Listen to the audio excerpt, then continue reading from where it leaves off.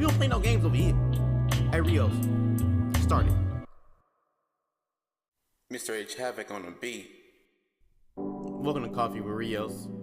Grab you some coffee, grab you some tea, grab you some water, grab you a little snack, something to eat. You know what I mean? And enjoy the stream. We sipping coffee with Rios. Yeah, we sipping coffee with Rios. We sipping coffee with Rios. Yeah, we sipping coffee with Rios. Sit down and get some knowledge. Positive vibes only, so leave the nonsense. Learn something new like you in college. And don't forget to pay homage. Let's discuss a life topic like politics or how to build a rocket. Haters gon' hate and try to mock it. So mugs in the chat cause they can't stop it. Leave the drama where it lay cause I wanna hear what Rios got to say. Don't try to play no games cause we sippin' with Rios today. We sippin' coffee with Rios. Yeah, we sippin' coffee with Rios. We sippin' coffee with Rios. Yeah, we sippin' coffee with Rios. We sippin' coffee with Rios. Hell yeah, we sippin' coffee with Rios. We sippin' coffee with Rios. Hell yeah, we sippin' coffee with Rios. Enjoy the stream, y'all. Have fun. Remember, no trolling in the chat, cause you don't get kicked out. We don't play no games over here. Hey, Rios, start it.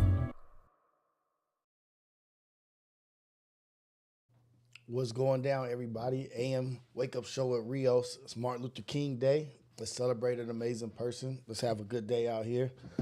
Let's do something beautiful for somebody out here. Let's be great. But it's MLK Day. Let's celebrate. People got the day off, federal holiday. Some people are at work. If you got to go to work, do your best. Do what you got to do to get the job done. But what I tripped out off of was that Martin Luther King was only 39 years old when he died, and he was 34 when he wrote I Have a Dream speech. And it just reminds me of how young our black men are, like our important black men are when they die. You know what I mean? Like, brother didn't even make it to 40. Martin Luther King didn't even make it to 40 and accomplished all the things that he accomplished with his marches, with his speeches, with his bringing people together, with his able to unite, with his ability to unite people for a cause to just be looked at as equal. Not asking for anything, not asking for more, not asking for, I want more than you. I need some unfair treatment. He was just like, we just want equality, freedom and equality. And he demanded that at 39, and he was so powerful and so strong. And people always try to put Martin Luther King up against Malcolm X or whatnot. And I don't do that. I don't do that because they both had their own reasoning. They both had their own causes. And they both were young black men trying to do what they thought was best for the people, for the culture, for the people. And they were right. They were doing what was right, obviously, or they wouldn't have been taken out. They wouldn't have been assassinated. So clearly whatever they were doing, whether you agree with it or disagree with it, it was having an effect on many people. And I'll turn the mic up. It was having an effect on many people. Let me see. How's my audio now? Hey. There we go. Hey. Okay. Yeah, everybody like, comment, subscribe, and we'll figure it all out. Let me see. Continental content. We got crazy for content. We got continental content. But before we get into it, let's go ahead and just say blessings to everybody out there. I haven't shaved. I'm looking real rough. But I wanna let this shit grow out. I don't like trimming all up here, so I'm gonna let my shit grow out. But good morning to everybody out there, man. Good morning to everybody getting their week started. Hopefully you started it with a prayer on some positive stuff. Getting your week going. We gotta have a good Monday to start our week. Let's start our week off in a positive outlook, in a positive vibration, in a high vibration place, so that we just continue throughout the week. Let's get it started. Let's get a good start to the week. And what better way than celebrating young man who put it all on the line for us. And we got a lot of people that say, oh yeah, I would do this or I would have done that. But we really you haven't put that to the test. People say that I would have been this or I would have done this. This is how hindsight is 2020. We about to celebrate somebody who actually put the work behind his words. Martin Luther King, let's celebrate you, young man. God bless your soul. God bless your family.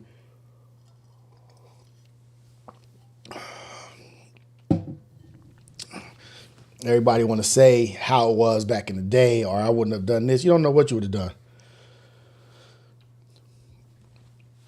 Everybody always want to pit Malcolm and Martin against each other or say, I would have done that. I wish somebody would have done this or somebody would have done that because I would have done this. We don't know what you would have done. People still dealing with BS to this day right now. You talking about you would have done this.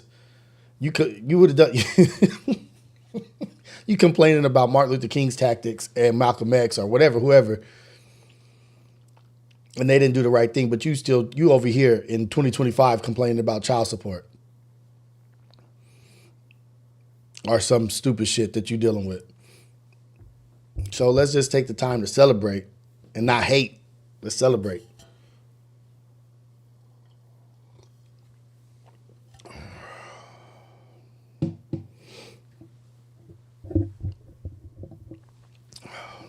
Top of the morning. If Martin Luther King was a milkman, I could care less. Does that make what he did any less? Trey D? Does that make what he accomplished any less because he was a milkman? No. He did more than a lot of us will accomplish in life. And all of us in this chat combined, he did more for us than what we're doing. So, milkman or not, that dude was a stand-up person that was putting his best foot forward. MLK. Yeah, he's talking about what they would have did back in the day. They still complain about TikTok. Are they mad at Snoop Dogg? Are they mad at Nelly? Don't hate, congratulate, man. I'm not mad at Snoop. I'm not mad at Nelly. I don't give a damn what they do. I think I would be. I don't know who I don't know who I would be mad at for performing for Trump or anything. Or I'm not mad at anybody for supporting who they support or performing for who they perform for. Only person I can be mad at or control is myself. And people have their beliefs, man. People believe in what they want to and support who they want to. I'm not about to be changing anything or looking at people differently just because of what they got going on. What effect, like really, like it like visuals and optics are there, right? Yeah, like Snoop is a big personality. Everybody knows him. But what do people know him for? What do people know Snoop for? Rallying behind black people?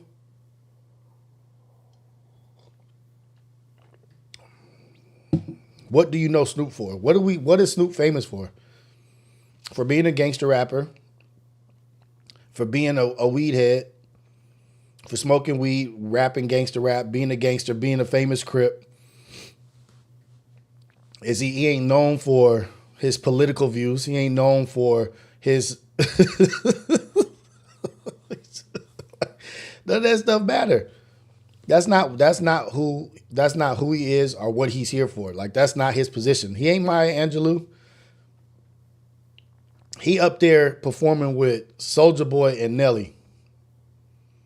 I don't look to Snoop to be my guidance. I don't look to Snoop to be holier than thou or this. Oh man, I can't believe he did this. Now, if he was out here promoting something else, if he was promoting a different lifestyle, if he was out here being the guy that is putting the culture on his back and fighting for the rights and fighting for wages or fighting in criminal injustices or incarceration of black men, anything like if he was that guy, like, you know what I mean? Like if he had a firm stance on something that I believed in, that I had a firm stance on, and then he went against that, then I would be mad. Not even mad. I would probably be disappointed. Like, how you gonna fight and portray as if you're this person and this is what you support, but then you come out here and then you support Trump? He ain't never shown me to be anything other than what he is right now. I expect Snoop to be Snoop. And he's doing exactly what he has always done. I haven't seen him do anything outside of what he's doing right now. I have no expectations for that dude outside of what he's already done. I expect that fool to crip. I expect that fool to be a rapper. I expect him to be in the music industry. I expect him to be a big personality on Olympics and this and that. Like, and also on top of that, all these cats can be bought. Snoop Youth Football League. Like, I expect him to do those things. So I'm not disappointed in him. I'm not mad at him. Snoop is being Snoop. I don't even know, like, I don't even know why they got Nelly up there. That's just more confusing to me. That's the shit that I'm more confused about. Like, why is Nelly up there?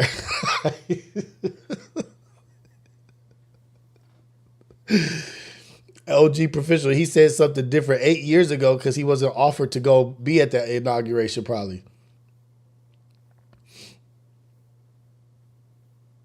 But look, the Sizzle Show, this is what I was saying. I was talking with my dad and my wife yesterday.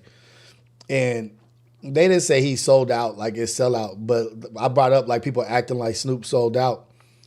I said no, Snoop didn't sell out this time. I thought Snoop sold out when he went against Trump.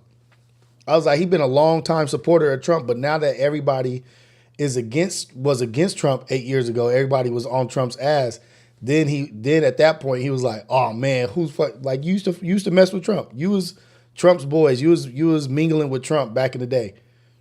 But now that it's inconvenient for you to like Trump, it's some coons if you supporting Trump. If you go to the inauguration, you a coon. To me, that was Snoop selling out, turning his back on somebody that he messes with. Right now is what his true colors are. You're back on track now. You're back supporting who you were supporting.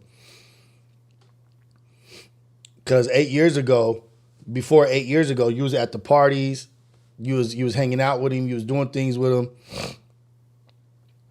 Trump was low-key, Trump was in the culture. But we liked him as Trump. We didn't like him as the president. Like, oh no, you cool enough to come to the barbecue, but you're not cool enough to be our president. Now we got a problem.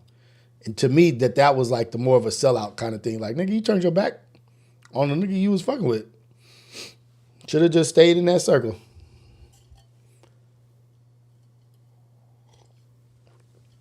Like, I'm not mad at Nelly, but that wasn't my question about Nelly. My question about Nelly was, why did they choose Nelly? Like, Country Grammar, like who was checking for Nelly? Who was checking for Nelly, man? And Soulja Boy. Who wants to hear Soulja Boy?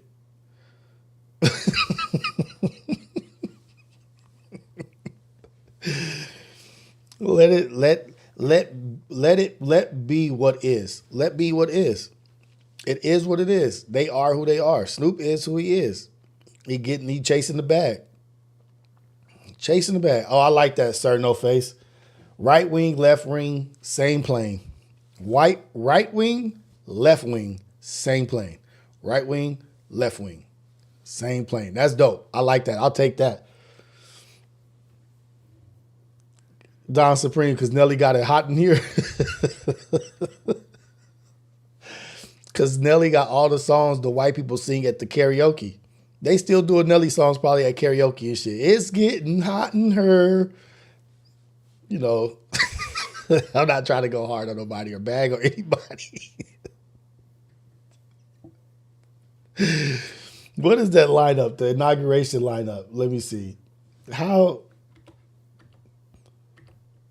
Now, I would be mad if like the Roots or some shit like that was going to be performing. I'm like, nigga, what? Black Thought was performing at Trump inauguration. I'd be like, come on, man. Or Erykah Badu. I would be like, is that right?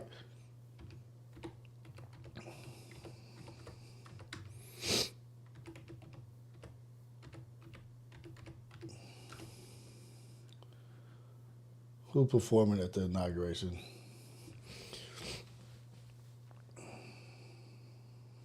Crazy for content. We know that's cap. I don't know. Did Stet speak on Stet saying you stole his stuff? The shit with the phone number at the bottom, I did steal that. I said I was gonna steal that shit.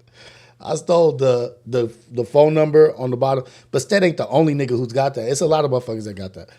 But I just used Stet for the purposes of, hey, let's show some love, show some attention over there.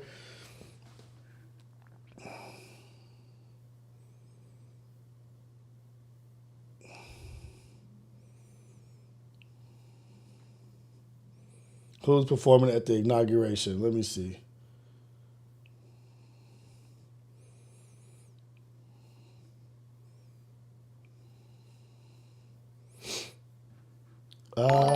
Okay. Throughout 4 days of celebration, other big names are set to perform. Campaign style: Kid Rock, The Village People, Billy Ray Cyrus, Greenwood, Liberty's Praise Choir, and Nelly and all them.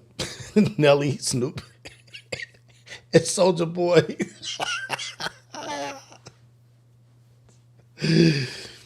At least, Kamala had a better lineup, huh? She was paying people though. Benjamin Bay, what phone number? Oh, let me take that phone number down, actually, before people be trying to call in. Let me make sure nobody's trying to call in.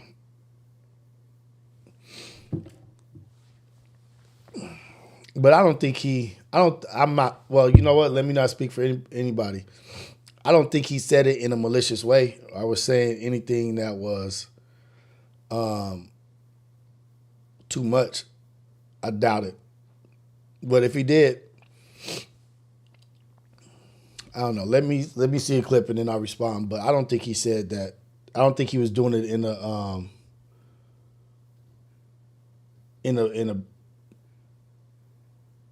malicious way, was he?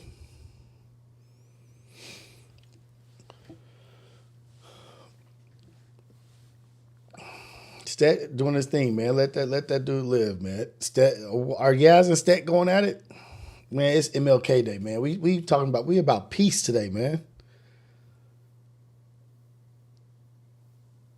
We can't even talk about peace. Let's be about peace. It's MLK Day, man. Not Stet versus Yaz. Oh man. Oh shucks.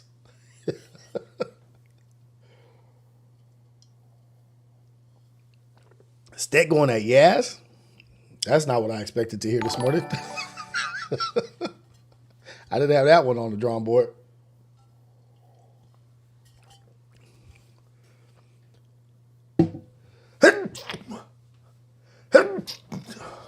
Tafashe, they saying Stet was talking crap about me, man. I don't believe him. I don't believe it. I think the chat trying to get me riled up, man. Tafashe, I see you in here. Was Stet was going at me? Nah, I don't think so.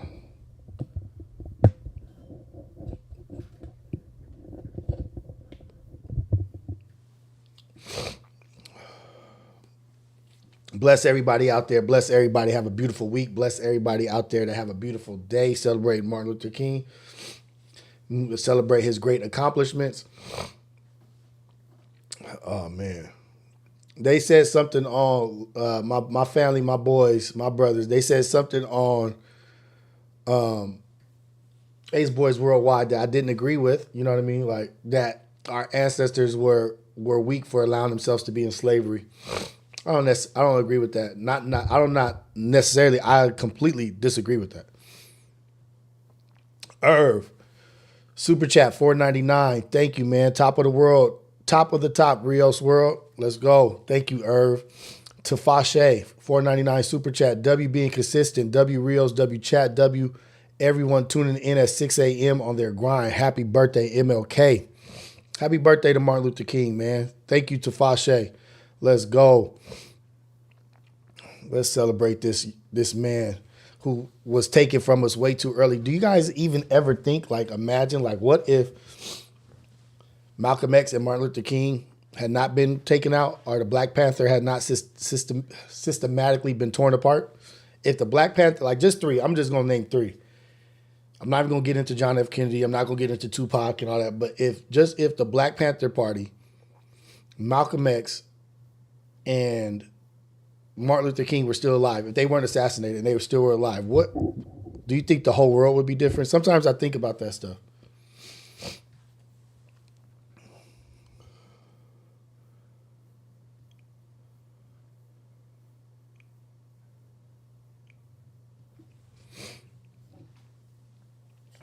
Like if I'm to say my all slaves were weak, so I'm calling Nat Turner weak, who did the rebellion in Haiti, fought against the French, rebelled and regained back Haiti. Then I'm calling Harriet Tubman weak, the Underground Railroad, the woman that went and saved. Like, come on, I'll be calling all them weak. Nah, we weak today. Today's nigga is a weak nigga.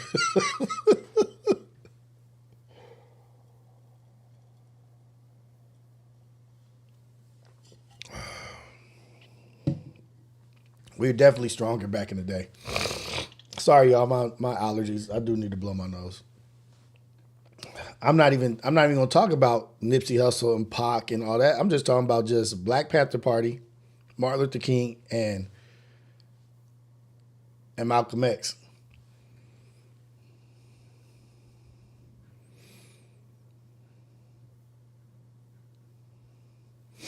The compromise would have been, they would have been compromised if they'd have been here. I don't know, man. I don't know. I don't think they would have. I think the fight would have lasted longer. Kevin Finley, thank you for clearing that up, man. I knew Stet wasn't talking mess to me, man. I knew that. Morning, Rio. Stet, Kevin Finley, super chat, $4.99. Morning, Rio. Stet was showing you love. Don't believe the BS, fam. Like a real person up in here on an MLK day talking about peace. He was showing love. He wasn't talking mess.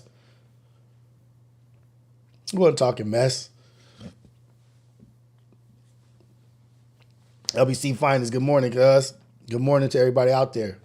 Tosa, Oklahoma. You hear that? I wonder if my dog, them cats is out there fighting. Damn. Shit spooked me at first. I'm not gonna lie. Tulsa, Oklahoma wouldn't have taken place. How thriving that city would have been, how that would have grown out. Like, it's so many things like that I'm thinking about this morning as I appreciate Martin Luther King, just the things that we've done. And I'm not ever gonna get caught up saying that we was weak. Continental content. You gotta send me the clip, man. I don't know what clip it was. Was it yesterday? I'll look at it, but I doubt that. Even if he was, I'm not worried about that.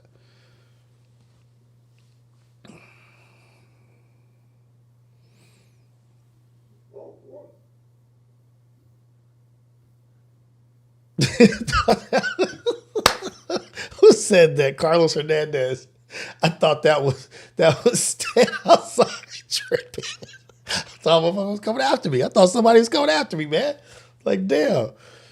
Yeah, man. Black Wall Street. You know, I do want to say something. I do want to say something about what we're doing here in the morning. I do want to touch on a little something and say a little something, that the impact that we are having and the things that we are accomplishing here in the morning at 6 in the morning, 6 a.m. in the morning, 6:30 in the morning. My mother is in Philadelphia. My aunt is in Texas. I have family in North Carolina. I have family in Oklahoma who listen in, and they're listening to the AM show. And my mom called me. I don't know if I called my mom or if my mother called me, but me and my mom were talking on the phone, and she said that she listens to the AM show and how proud she is of what we're doing here, what I'm doing and what we're doing here and what we're creating, the space that we're creating here talking about positive stuff, talking about beautiful things, talking about MLK, talking about Tosa, Oklahoma, Black Wall Street, Malcolm X, and what could have been, just topics like that, HBCUs, and just discussing things of impact and things that are of quality content, that are things that we can listen to and try to work with and make a move with. And she told me, she said, baby, I'm really proud of you. And I'm really proud of the chat and the people that are calling in. My mom is a praying woman. She's like a prayer warrior. She's a praying woman. And she's saying like how she prays over the chat and how she just appreciates what's going on. And I had a conversation with my mom maybe like, I don't know how long ago it was, but it was when Ace Boys Worldwide first started, right? And she wasn't really happy with the content and what was going on over there. And, you know, like the Yam Cam and all that stuff, yeah, it gets a little rowdy. It's like content can be a little on the other side, but that is real life. That's like really our real life. But she was like, yeah, well, you don't have to be showing it and promoting it. And I was like, Mom, that's a late night show that comes on at 9 o'clock. But we were just talking, you know, and getting into it. And I told her, I said, Mom, this is a necessity for me to build out what I need to build. I'm going to be over here, and my plan is to branch out and build a platform of my own, and I'm going to be on some positive stuff, talking about the things that I want to talk about, and I'll still be on Ace Boys Worldwide, showing the duality, showing that you don't have to just be one thing. No one is just this all the time. We have different personalities, we have different likes, different energies.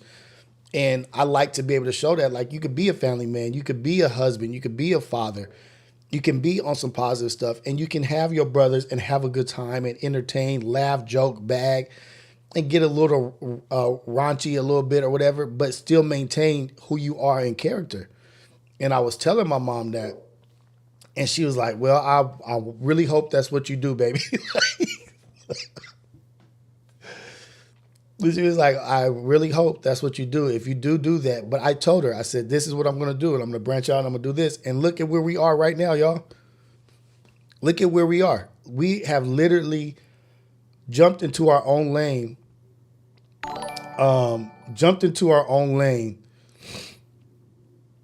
Okay, Tafashe, 52 minutes is the time stamp. But I'll get to that. I'll read that super chat. But we have created our own lane and doing our own thing. We're not even really topic based. Really, right now we're not. We don't really be jumping from topic to topic and just talking about stuff on Instagram or YouTube and just discussing what is being discussed all around. We're just really just chopping it up, doing some positive shit. So I like that. So what I'm gonna do? Let me see. Let me see something. Hold on, y'all. Hold on.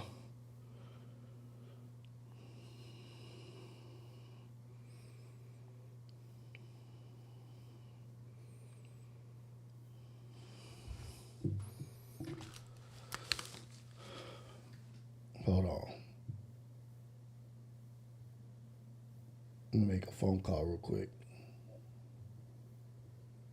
Because it's MLK Day and we being on some positive stuff.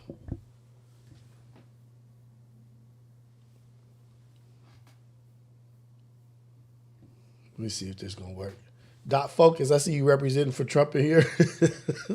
More power to you.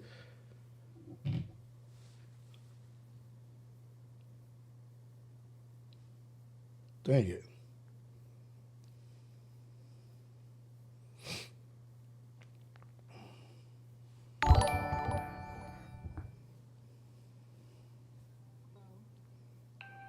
Mama, you there? Yeah. I don't know why you're not coming up on. Hold on real quick. I'm going to call you right back. Answer again, okay? Okay. My little beautiful Baba.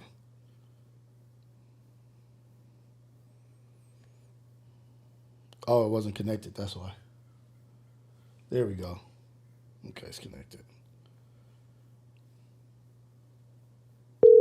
There we go.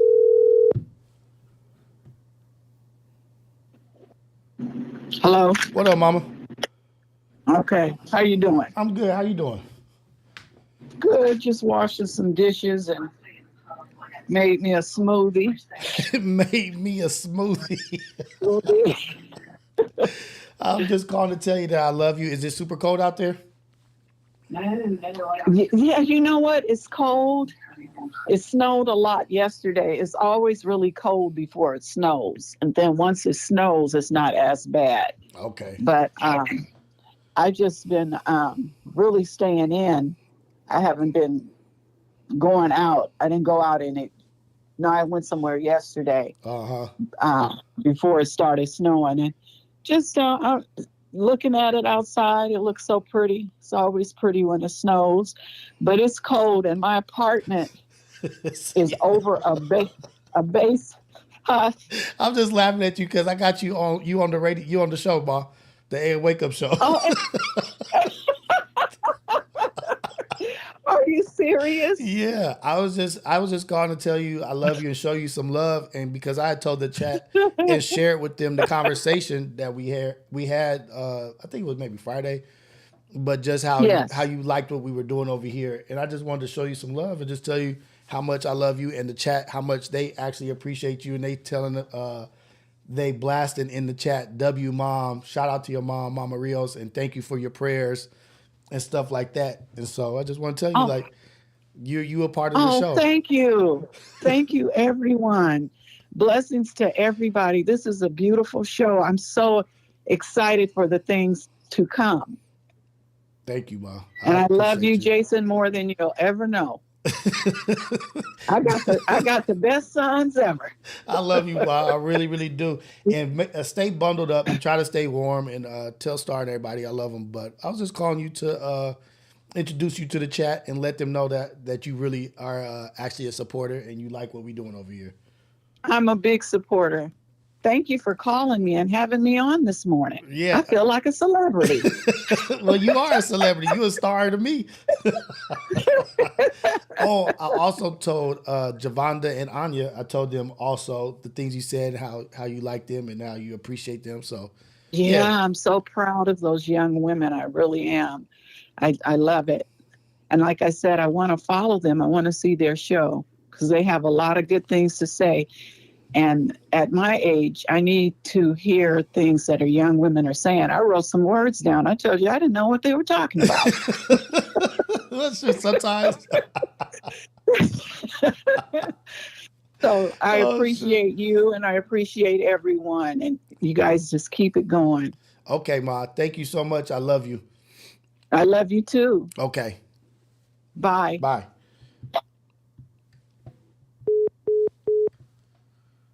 But yeah, man, that's my mom's. I told you, keep it 100 out here, man. She loves what we doing. Like it feels good that I'm doing something or that we're doing something that my mom can be proud of or that my mom can look at and watch and be a part of and be proud. And not something where I like, oh, Mom, you can't watch this or this and that. Like, I love what we do over there, but I also love that my aunts, my mom, my dad, they can call in or they can look and talk to me about some stuff that was discussed and be proud of that shit. Like, this is dope. Top of the top. Me and my mama on the AM Wake Up Show talking about how she love us. What?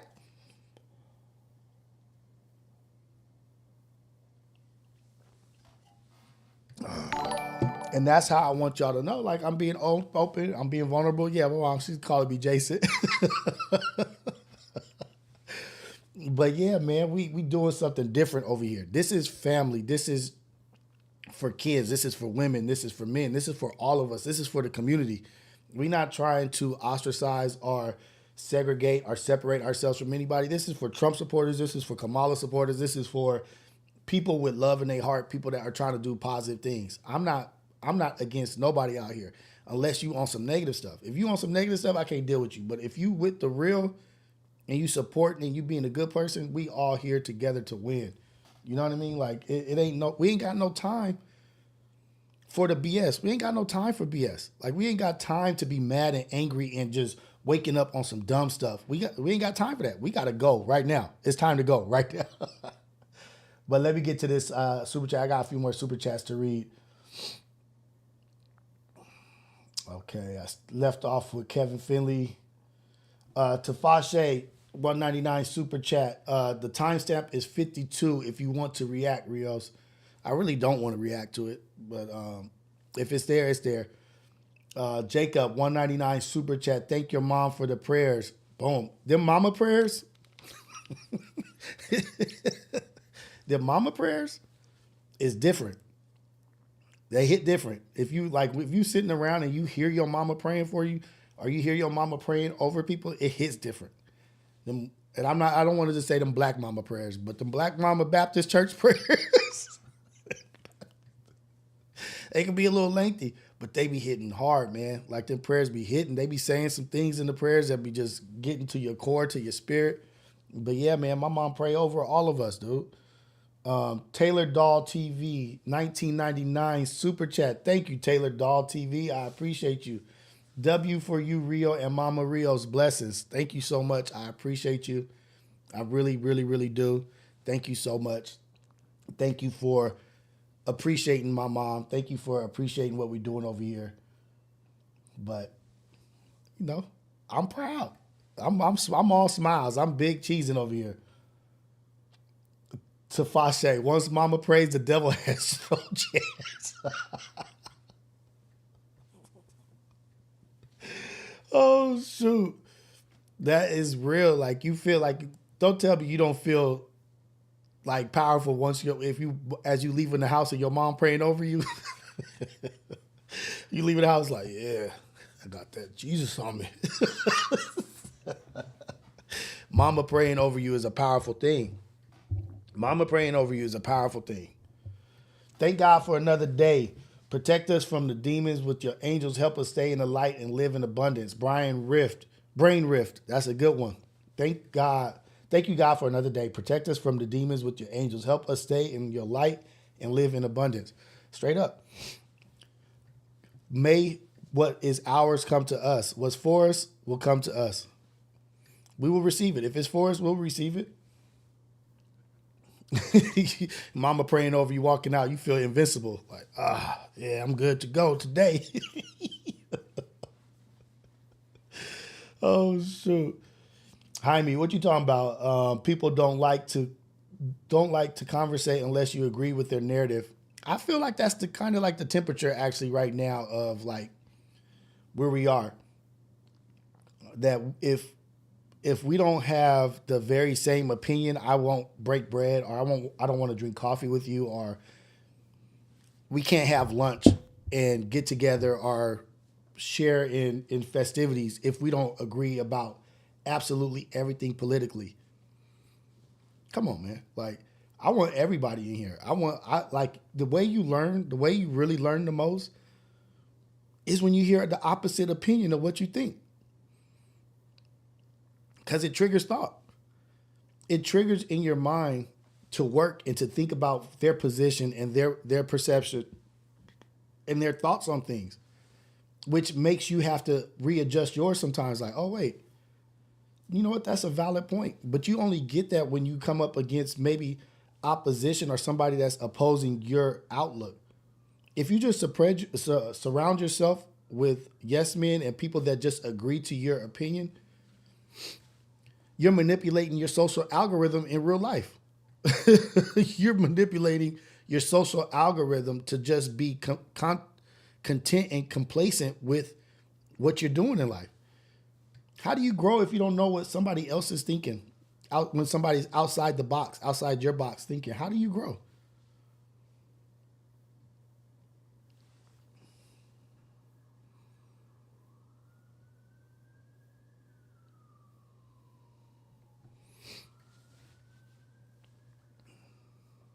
Now, I don't want to sit down and eat I don't want to test myself in that way, sitting down with somebody who's like outwardly racist, you know what I mean? Like, but I will read up on people and what they think and how they think. I don't want to push myself to that limit. I don't think I'm that mature, working on it.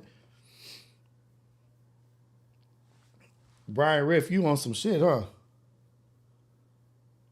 Brian Riff, let me read. They told me last week on Friday that, wait, you may have had another. Brian Riff in here talking about semen retention and all that kind of shit.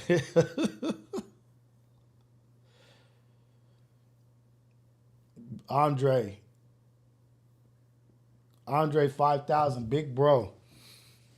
Any advice on being lost before 30? That's what you're supposed to be that. My advice to Andre 5000 Live, being lost before 30. Who ain't lost before 30? I think we might need to use a different word. I think we might need to switch that word out. Like before 30, you're still figuring out who you are. You're still growing. You're still developing.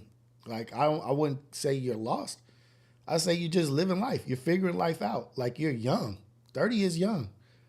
We put these pressures on ourselves to have shit figured out. I'm 43. I don't have shit figured out. But I'm happy with myself because I know I'm trying to do the best that I can. I'm trying to be positive. I'm trying to be a good person. I'm doing the good things in life. Trying to shed joy, happiness, love. I don't got this figured out. I don't know if this AM wake-up show will last past this week. But every day I'm going to act like it's going to last 30 years. We don't know what the world, what the universe, what God has instilled for us. And what's the plan? You're not lost. You're just becoming aware. If you can be in the mindset where you can look up and be like, damn, I'm not where I want to be. That's beyond what a lot of people are. You're trying to figure out where to be and what to do in life. You're under 30. You ain't got it figured out. I don't got it figured out. But what you can do, what you can figure out is that I'm going to put my best foot forward every day. I'm going to put my best foot forward every day, and I'm going to try to be the best that I can be. You're not lost, brother or sisters. Y'all not lost. Y'all just finding your way. You're finding your way. You're not lost. You're exactly where you're supposed to be. The place that you're at right now is exactly where you're supposed to be. You're on your way to your destination. You're not lost. You just haven't reached your destination yet. I haven't reached my destination yet. Yeah, we'll switch that thought process or that outlook. We'll switch it out to being like, you're en route. You're en route to your final destination, but pay attention to your journey. Pay attention to the journey, brothers and sisters. Like shit.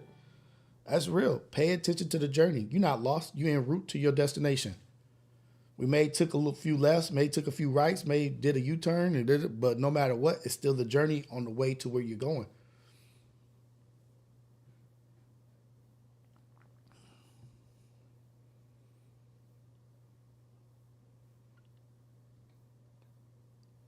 One day at a time, folks. And that's the other thing. Like, that's why I love the chat. Like, Nick saying, 31, Sierra, 31 and thriving. Nick, the Sizzle Show, I'm 37 and stressed, but we living, bro. We doing as good as we can. We're doing as good as we can. We're doing really good for ourselves. 30 is an age where you need to start figuring things out in life. Let's ask Bernie Mac. Let's ask all these late successful people. It's a lot of people that got successful like at 45, 50 years old. But the thing is, were they happy before that? They may have been successful before we considered them successful. They may have been successful in life and doing what they wanted to do in life before we saw them blow up and get money. Sometimes money is not the goal.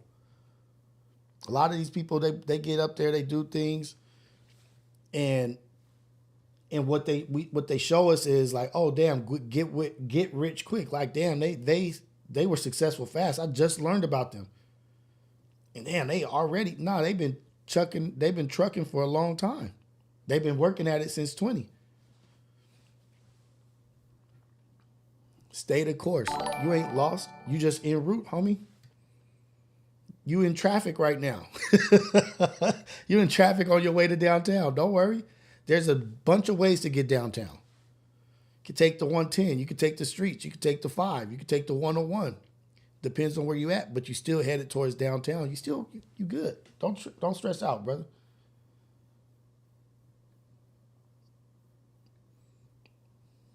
Shout out to Costa Rica. We have to know that like where we're at is where we're supposed to be. Everything, all the messed up things I did in life, all the crazy messed up shit I did in life led me to right to where I am today. where I could talk about being homeless. I could talk about sleeping in abandoned homes. I could talk about being on drugs. I could talk about trying to go to school and trying to make it work, but didn't know what was going on in my mind and didn't know why I couldn't get things done. Falling into negativity, falling into the gang life, falling into that and surviving all those things to where I feel like I'm a normal person even going through that. But I feel like I'm at a place now where I can talk to a lot of stuff. A child of divorce, a child of a parent that was an addict, dealing with suicide, my uncle committing suicide, dealing with death at a young age. It's a lot of stuff that I went through that was hard, but I wouldn't be able to talk to none of this crap if I didn't go through that. I wouldn't be able to share anything with you guys. I wouldn't be able to share anything, these things with you or my opinion or try to share what I think is right if I didn't go through it. Y'all be looking at me like, what are you talking about? You ain't been through nothing. You ain't worked out. You ain't been in the gym in life, homie. You ain't been tried and tested. You can say all these things, all these beautiful things, but you ain't never put it to work. You don't practice what you preach. You ain't been through none of this crap. And there's a lot of stuff that I haven't been through that a lot of these children and people are going through, but I can sympathize with them, empathize. Let's get to another super chat. Brain Riff. I keep calling this fool Brian. Brain Riff. Intention for the day. I'm going to try something new outside my comfort zone because I know myself and what I need to work on. What are you going to try that's new? That's dope. What are you going to try that's new? That's a good outlook. That's a good plan. Okay, let me see. Okay, we left off with Taylor Doll TV. These are some super chats. Taylor Doll TV, 1999. W for you, Rio, and W Mama Rios. Blessings. I love that lady, man. Hey, Ace Boy 909 Dino, $10 super chat. Good morning, Big Rios. Do you follow the African Diaspora news channel or other content like that? I feel that with your background and intellect, you'll flourish by reacting to or creating the same content. Nope, I do not. I didn't even know about that. The African Diaspora news channel. I don't even know about it. Where do I go? Is it on YouTube? Send me a link, aceboy909, and I'll check it out. I'm all about learning new stuff and being on it.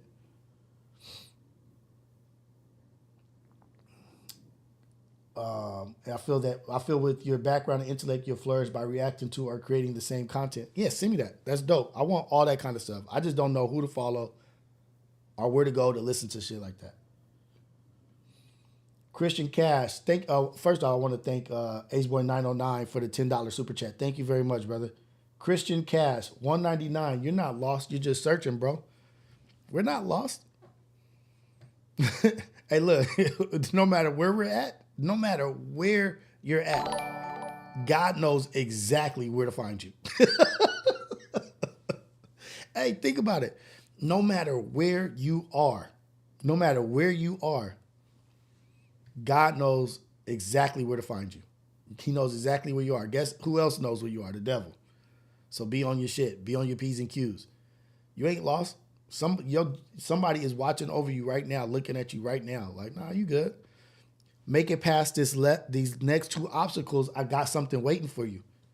But sometimes we be having two obstacles set up with our blessing right behind those two obstacles, and then we'll see those obstacles and be like, nah, I'm good. I'm going to go over here.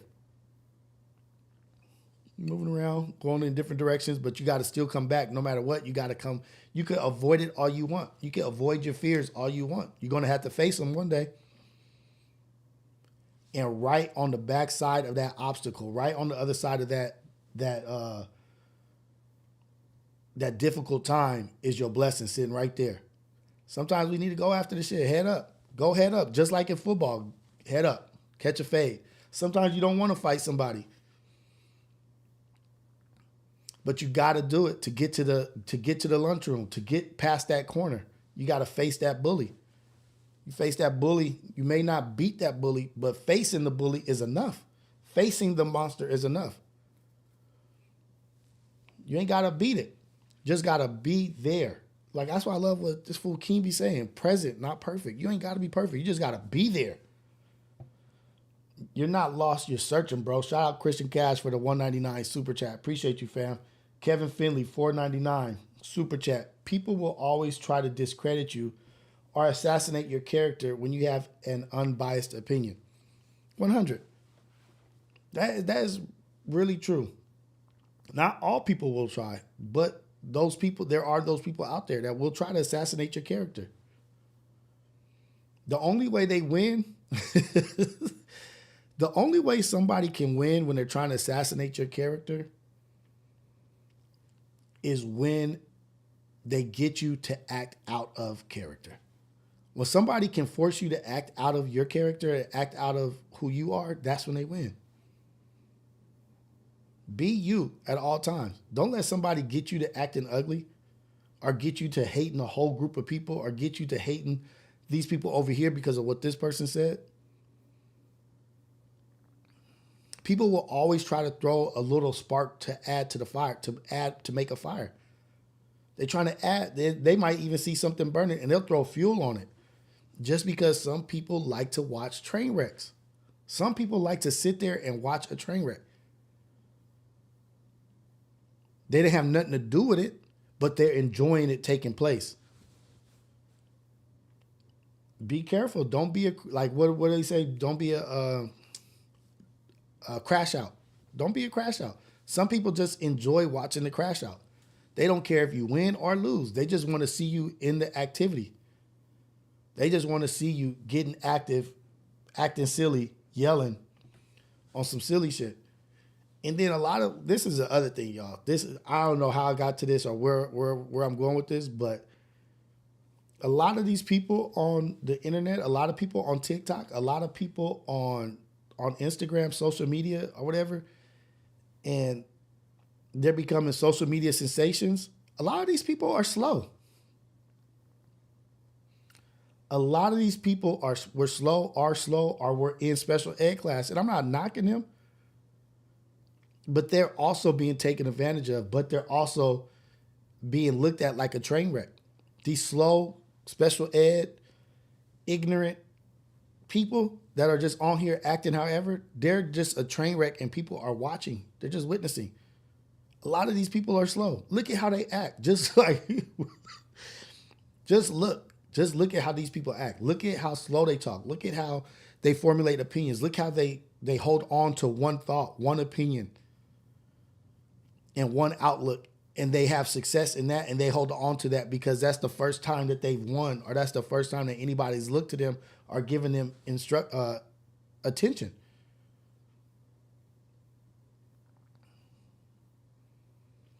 Dot focus, slow with minimum life experience. A lot of these people are slow with minimum life experience. And I'm not saying slow as in something's wrong with them. Like Cephas Stafford. Like, I wasn't trying to call out Crip Mac. I'm not calling out Crip Mac. You know what I mean? But people like to see what he does. People like to see him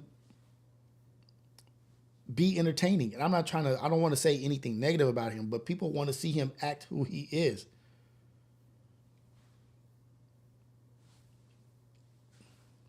What would you do with this person? Would you take financial advice from that person? Would you sit down and have a coffee with that person? Would you bring that person around? We are watching people that we wouldn't bring around our family. Like this, like watching, being entertained by somebody that we wouldn't even bring around our kids. Out of fear of how they'll react or how they'll act because they slow. And I'm not naming no names, but I see them and I know. I'm like, oh yeah. You know how I know people be slow or how I have experience? Because I was never prejudiced against anybody. I conversated, I talked, I helped all throughout school, all throughout life. I've helped everybody. If you were slow or you were in special ed, I didn't avoid talking to you. I talked to everybody. I had a Down syndrome cousin. I had autistic family members. I'm recognizing a lot of those behaviors. And more power to them for trying to make it and doing what they're doing. But it's not them. It's not about them. They're not in control. We're in control. We control what we consume and we control who gets the attention. And guess what, y'all? Guess what? A lot of these people were on the short bus. A lot of these people were slow. And there ain't nothing wrong with that. Ain't nothing wrong with being slow. That's just their life. But don't get beside yourself and hold these people accountable to some standard that they're not even able to. We're pretty much guiding them. They're the ball. These crash outs are these slow people. They're the soccer ball. And we just kicking them things. We just kicking it. We're guiding the ball to the goal. You can't be mad at the soccer ball for missing the goal. You can't congratulate the soccer ball for getting inside the goal. You congratulate the person kicking it. And we the person kicking the ball. We the people controlling the narratives. And who gets the light? We can't blame them. God blame us because we supporting it. Please hit that like button. We got 300 people in here at 7 in the morning. 7 in the morning. Scrooston G, you did the same thing. Like, dude. And I don't want to say that I was entertained by it, but I didn't like people to feel like they weren't a part of stuff. And if you guys, this is another point that I bring up. We say oh, people are autistic and this and that. This is like a new thing. Autism is a new thing and the spectrum is a new thing. Nah, like, I don't think so. Like, we had slow people when we were growing up. Y'all are a younger generation than me. There was slow people that we grew up with. We had crack babies that we grew up with. And guess what? Those was our homies. We loved them. We took care of them. They were right there with us. Everybody had a slow nigga in their crew. And I'm not bagging or shit on nobody, but we all had a slow dude in our crew. We all had slow people in the hood. We all had slow people in the neighborhood. We had cousins that was crack babies, but we took care of them. They were a part of us. You better not mess with them. You better not take advantage of our babies or our people that's messed up, our people that's slow. There are slow people. They've always been there, but they were always, back in the day, they were a part of the crew. They were a part of the group because it was more of a community. Your aunties and your mamas be like, no, you better take such and such with you. You can't leave him here at home by herself, or you can't leave her here. It's she's going out with you, and she's your responsibility. You better not let nobody treat her wrong. We incorporated them into our life. We accepted them, and we loved them, and we took care of them. It's not new, this autistic, this new spectrum stuff. It's not. It's maybe to a higher extent, or there's more cases maybe. But we always had a slow person.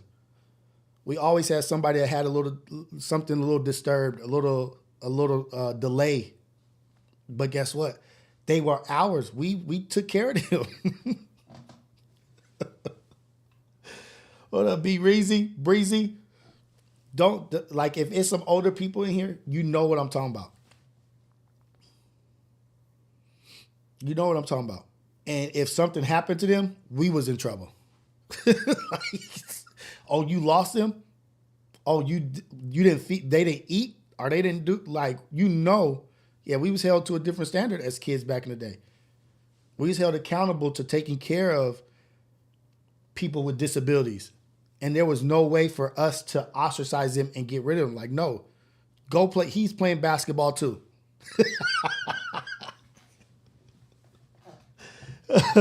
Yeah, no, play basketball with Johnny. Johnny can play also. And aunties and moms and grandmas and uncles, they was different. Like, no, he's playing. Let him play.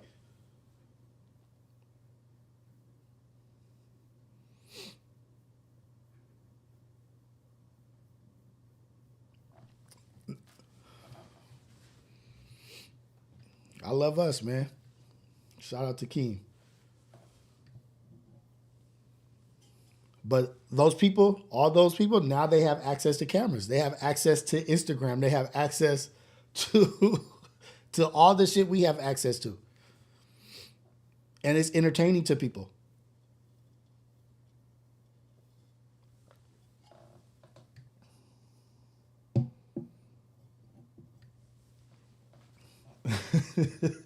Sorry, said my brother be yelling over food snacks. Oh man. Hey, Slitherman, it's I'm not sick for that, but I'm just trying to point out a fact that there's people on the internet that we're trying to maybe hold to a standard that they can't even meet, that they can't even reach. But the funny thing is, Some of these slow people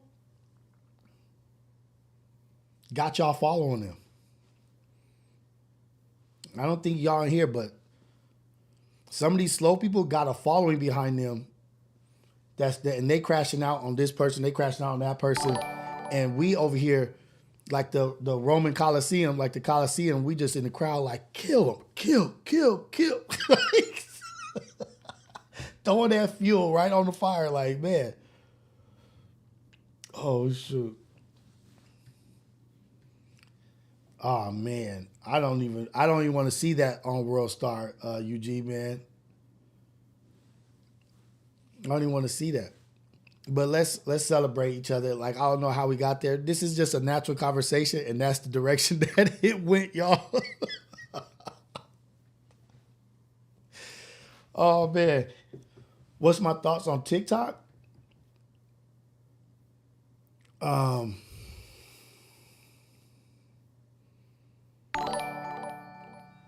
What's my thoughts on TikTok?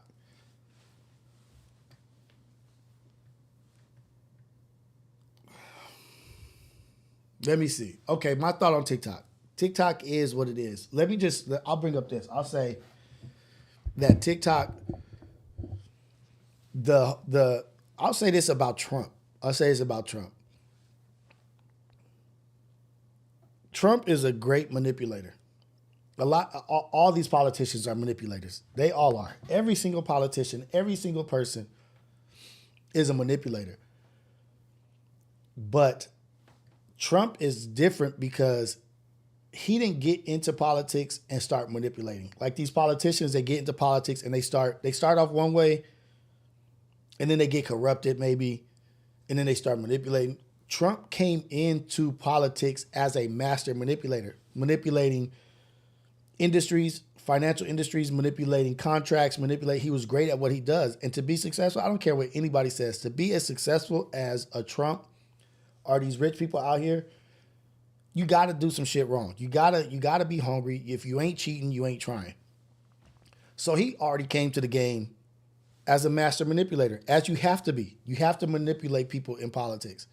You have to be persuasive, persuade, manipulate, because you want to get people to vote for you. You want to get people to support you. You want to get people, I'll give you this, quid pro quo. I'll give you this, I'll give you that. You give me this, I'll do this. And so he already came into the game already vicious with that shit. So he's better than everybody else. To me, I think he's very skilled, very, very skilled in his master manipulation. You can see how he uses target words. He uses trigger words like Pocahontas, calling that little white lady that was trying to say she was Indian. She only had a little bit of Indian. He started calling her Pocahontas. Start calling one of the dudes small hands. Just he uses things that make you laugh, killery. Like he uses target words. You know, you'll see people on the internet doing it. Mook. You can win a freaking battle or argument with one word. As long as it's catchy and it catches people off guard and they're not aware of what you're doing, it doesn't matter what you say. But like that's a great comparison. Look at how Flacco used the word mook, right? On Dejan. That's manipulative. That's master manipulation. Like he knew that word was going to hit, and once it hit, he just kept using it. I'm not listening to this mook. What's another word he used? Poor. These dudes are poor. Low class, poor, mook. Those are all words. Those are all trigger words. It's very manipulative, but he knows what he's doing. It's just that y'all don't know, like people who were listening or people who were on stage didn't, you're just going along with the flow like, oh, shoot, he called it. That's just really how it is. And that's how Trump and that's how master manipulators work. They use certain target trigger words that are going to catch. And you don't even have to have facts. If you got the right words that are going to make people listen, catch, laugh, whatever, they're going to win the argument. They're going to win the debate. They don't even have to follow the same protocol. But that's what Trump is. Trump does that. He does it very well. And so I think if this is the case, I don't know it to be true, but I know Trump was the one that was supporting the ban on TikTok. I think Trump might be the first person that I heard say that the Chinese are spying on American people through TikTok. I think that was Trump. I'm not sure. I may be mistaken, but for me, the first person for me to hear that was Trump. And now, even on the ban, when it got banned on the 18th, it said that it was going to be taken away. It said, "Oh, but Trump may extend the suspension. He may extend it where it's not suspended. He'll give us some more time." So you're the one who threatened to take it away, but then you're the savior who can bring it back. That's very manipulative.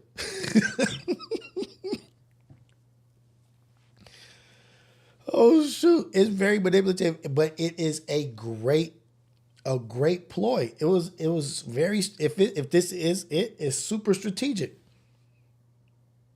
Look at what he's doing with the Bitcoin or whatever the cryptocurrency. He had a ball. Snoop is at the ball. He has his own currency. He's about to be the president of the United States of America, one of the most powerful, and he has his own coin. He's about, if it all goes well, he'll be one of the wealthiest cats in the world. It's a game. You think he wanted to become president to like, I don't know. I'm just talking. This could be very wrong, but this is just what I think. You think he became president to help people? Or do you think this master manipulator had a plan? You think he came back just to come back just to be president? No, man. This fool got a plan. He want to be rich. He want to be filthy rich. He want to be the richest. The good old rich boys, the New York rich crew, the rich circle, the wealthy rich circle in New York, they wouldn't let Trump in. They looked at him like a little racist white boy. Oh, you little racist white dude, or you little dumb such and such. Yeah, you got some money, but you ain't got this kind of money. Yeah, we'll let you do what you're doing. You can have your little New Jersey, your little Trump palace and this and that. We'll let you be rich like the mafia rich cats. You're not going to be in this hierarchy up here. People just learning about the word oligarchy.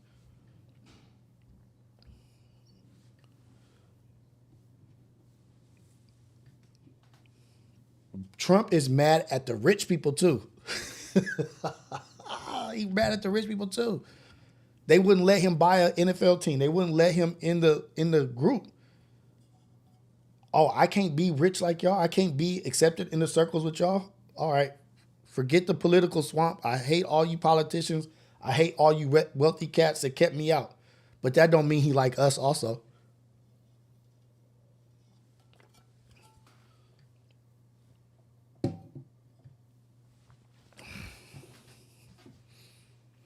He got a plan. And I don't blame him. I don't blame him. If that's how you operate and that's how you work, that's how you work. That's what it is. That's what I was looking for, Sky Cam. They tried not to let him be elite.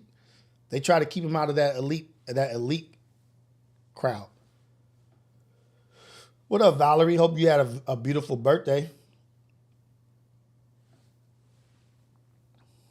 Lane I, the basketball ninja. Trump became president to save money and be legendary. He ain't gonna pay for bodyguards for the rest of his life. Hey, man. More power to Cuz. Cuz he's smart. He outwitted everybody. And on top of that, trip off of this. We started talking about TikTok, but now we're talking about this. He was a part, I don't know if he orchestrated, but he has a lot to do with the Capitol on January 6th. 36 felonies. And he's a president. 36 felonies and he became president. You can't even vote with a felony.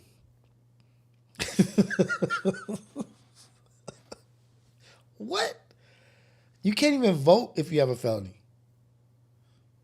He has 36 of them, 37 felonies, and he's the president. How about that?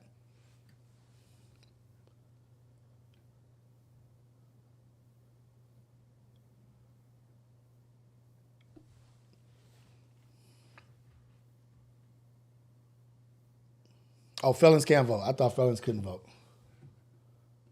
Let me see. Can felons vote?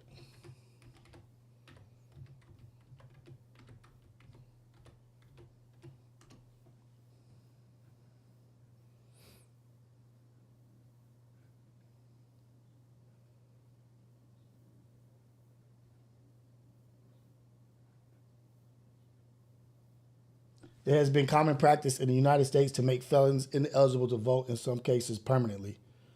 I don't know. Oh, you have to restore your right.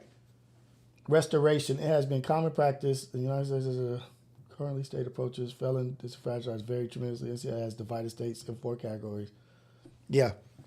You have to restore your right or whatever. Maybe he restored his right to run for president with his felonies. You have to restore your right. But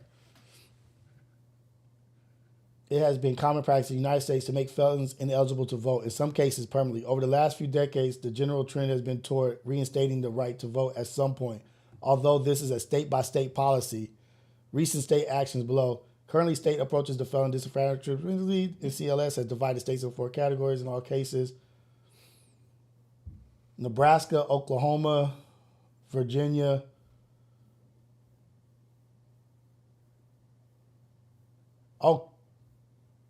restoring voting rights to citizens on parole.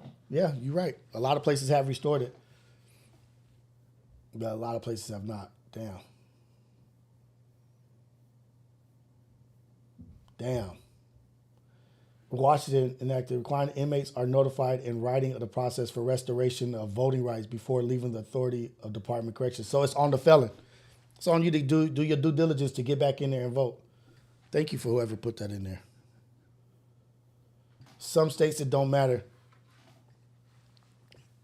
So not everywhere they can vote. And then I don't know how difficult it is to restore your rights, but it says you can restore your rights to vote. And in Washington, they give you paperwork, state by state based. Felon president is wild work. Hey, if y'all got any questions or anything to say, anything to share, I'm about to put the phone lines out so that we could take calls. Man, I'm just thinking about Trump is the president. Trump is really the president. And he's doing stuff already before he's even inaugurated, already stating his plans and what he wants to do. He's got, oh man, take note. Like, I'm not saying, like the book 48 Laws of Power, right? A lot of people love that book. A lot of people love the book 48 Laws of Power. I like it too. But it's something that I won't live by. I won't live by the 48 Laws of Power. To me, it's like kind of like a greedy way of like obtaining power by any means necessary, kind of like step on people, never share your true thoughts, never really share how you truly feel about a certain situation. Don't let people know how talented you are because you want to take their job. It's all about gaining what you want at any, but it is a good book to learn from, and learning these words, these smoke screens and this and that, gaslighting, like it does a lot of that in there. It gives you good examples, but it lets you see how people approach situations. They may not even know that they're using tactics from 48 Law of Power. That might just be them by nature. But when you can understand and see what somebody is using against you before they use it, and you're intelligent and educated on their practice or what they're trying to do, you're ahead of the game. You can see it. And that's why I'm saying use Trump like the 48 Laws of Power. Take from it what's strong, leave what you don't like, and see how he's playing the game. See how he's playing the game. See how he's strategized. See how he's utilized all this stuff.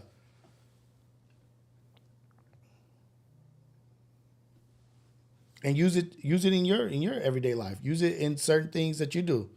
Like, okay, I wanna be able to. One good book to read is How to Win Friends and Influence People. How to Influence People and Win Friends. Some shit by Dale Carnegie. Bomb book. Great book. How to Win Friends and Influence People. Is that what it's called? Let me see. It might be How to Influence and Win Friends.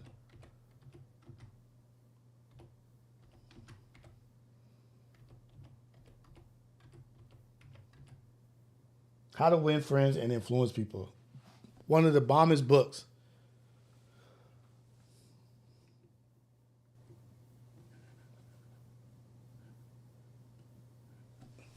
If you want a good read, a really good read, $9.99 on Amazon.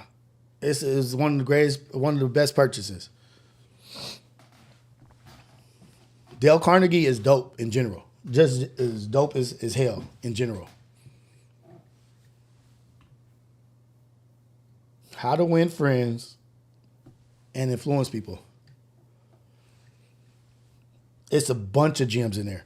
Bunch of gems. This book will have you walking into rooms. If you understand what's in it and you really read it and you really get it, have you walking into rooms with your head up and your chest out. Any room. Any room.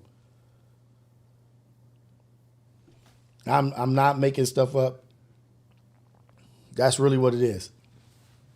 If you want to advance, if you want to become stronger in how you are received or how you interact with people, you want people to pay attention to the things you say.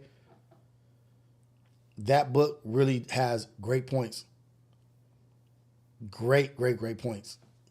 It'll help you at work. It'll help you in your office. It'll help you in meetings. It'll help you at lunchtime. It'll help you at school. It will help you interact. Like if you have like a lot of people be having social anxieties, like little paranoias that they have. Like, you know how like some people will smoke and they'll get paranoid and be like, oh, everybody knows I'm high or whatever. It's people that operate in real life like that think that people are paying attention to them at all times and people are having preconceived notions and judgments of them, which is not even real. You're not even important enough for them to even think about you. They're looking right past you to whatever's behind you or this and that. They're not even worried about you. It'll have you going into rooms a lot more confidently.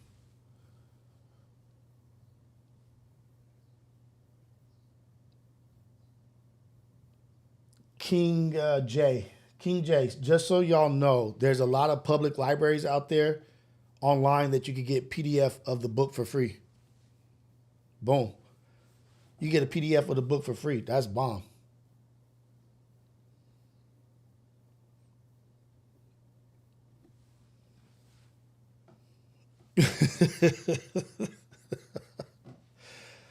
What's my favorite book? I don't know if I have a favorite book. I have books that have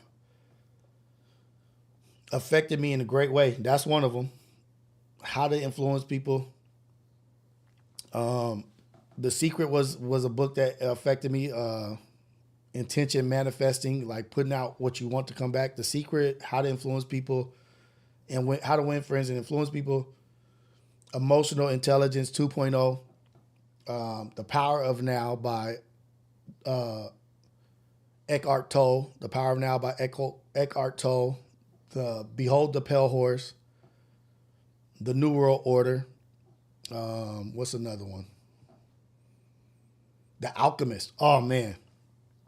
The Alchemist. The Alchemist is one of the bombest books because it tells it in a story. It gives the message through a story, and it's all about the journey.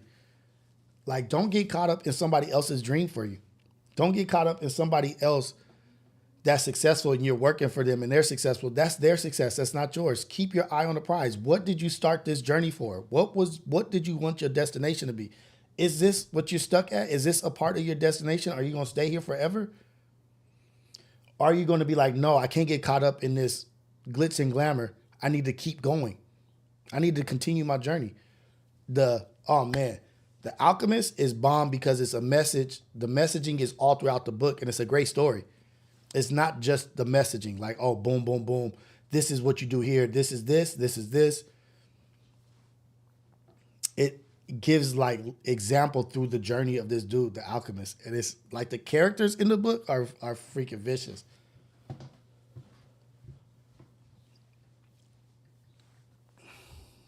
Bomb.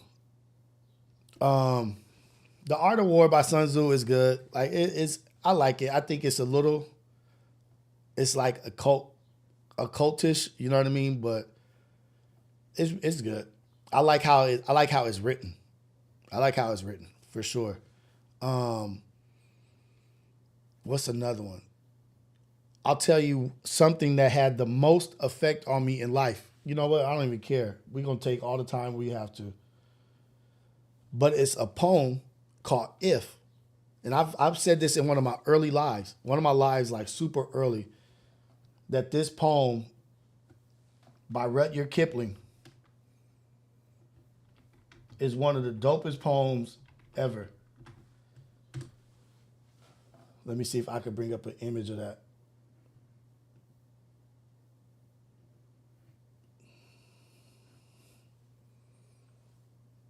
Let me see.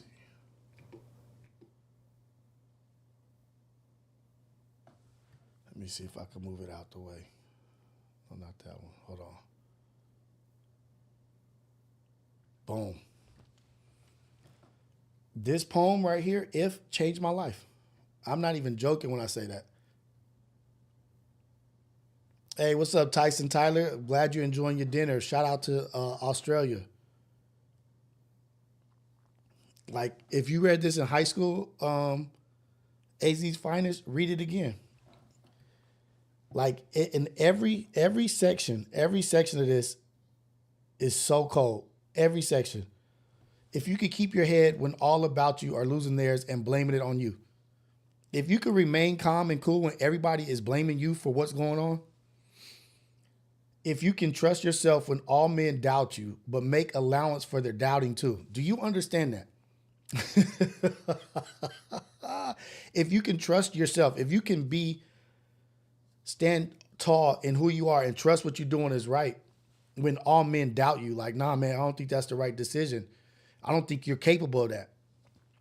But make allowance for their doubting too. Like giving people the grace to not trust you, to doubt you. Give people the grace to not believe what you can do.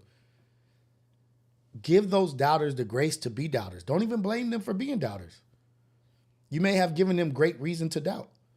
If you can wait and not be tired by waiting or being lied about, don't deal in lies. Or being hated, don't give away to hating, and yet don't look too good nor talk too wise. If you can remain common, if you can remain grounded and bounded to the ground, if you can wait and not be tired of waiting, being patient, be patient. I think TF talked about that in one of his songs. We were given crumbs and I was cool with it.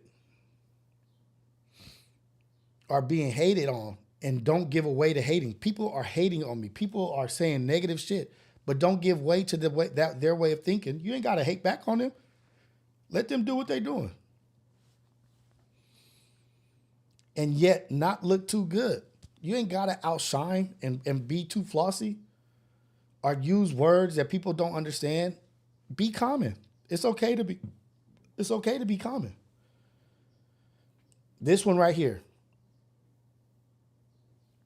If you can dream and not make dreams your master, if you can think and not make your thoughts your aim, you can still dream.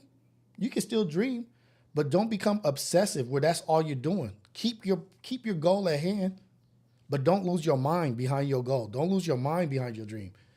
If you can meet with triumph and disaster and treat those two imposters just the same, triumph and disaster, that's success and failure.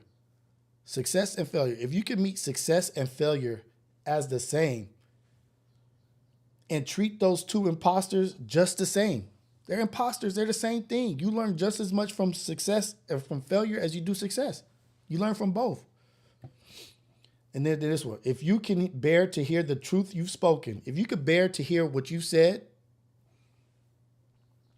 get twisted to make a trap for fools. People will use your words and twist them around to trap idiots, to trap ignorant people. Or watch the things you gave your life to. Everything I gave my life to be broken and stoop and build them up with worn out tools. You can watch everything you built up be torn down. And get back down there and build that shit back up. If you can make one heap of all your winnings and risk it in one turn and pitch and toss, if you could take all your winnings and lose it in a game of dice and lose and start again at your beginnings and never breathe a word about your fucking loss.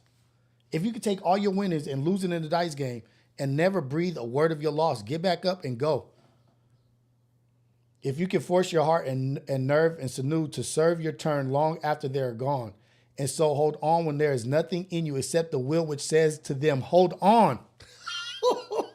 When there's nothing left in you but the will and sinew, but the only thing is left is what's telling your willpower, hold on.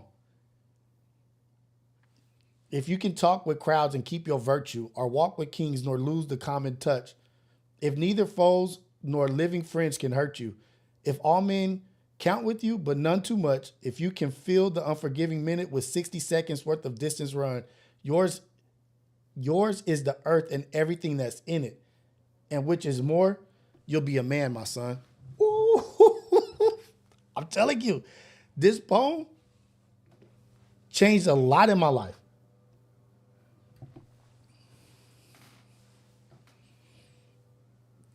Wow. If by Rudyard Kipling. Get that, read that, post that up, do whatever you got to do, read it every day. It is a bar for bar for bar.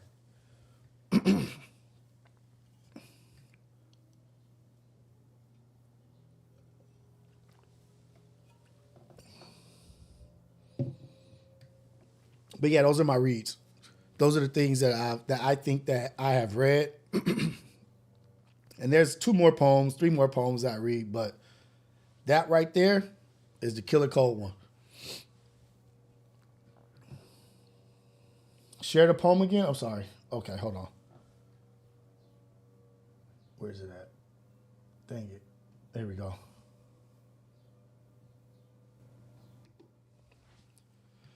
It's just called If by Rudyard Kipling. Just If by Rudyard Kipling.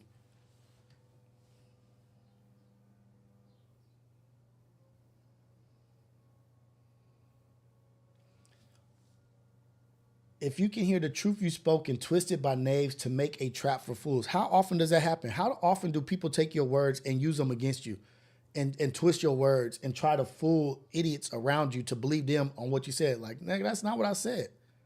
You're twisting my words. And if you can watch the things you gave your life to, gave everything to, be broken. Everything I gave my life to be broken and tore down. But you can still stoop and build them up with worn out tools. Build it back up with worn out tools. The tools is worn out because you already used them to build everything you did. But guess what? Now you know how it's done. I've done it once. I know how to do it. Now I don't have to. I can have worn out tools because I know everything that I need to do to build that shit back up. But yeah, it's If by Rudyard Kipling. You could just take each bar, each 4 of those, and just resonate with you and just read those over and see how does that relate to you.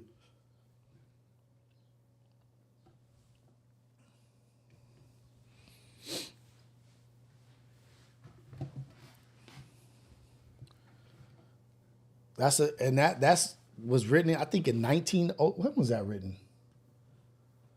When was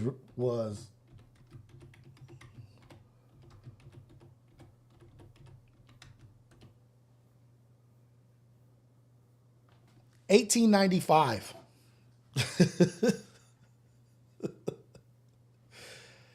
That is just talking about some regular man stuff. And that goes for women too. That's for women and men. But just talking about some regular values and virtues, character, morals, ethics, values and virtues. That poem is just about values and virtues.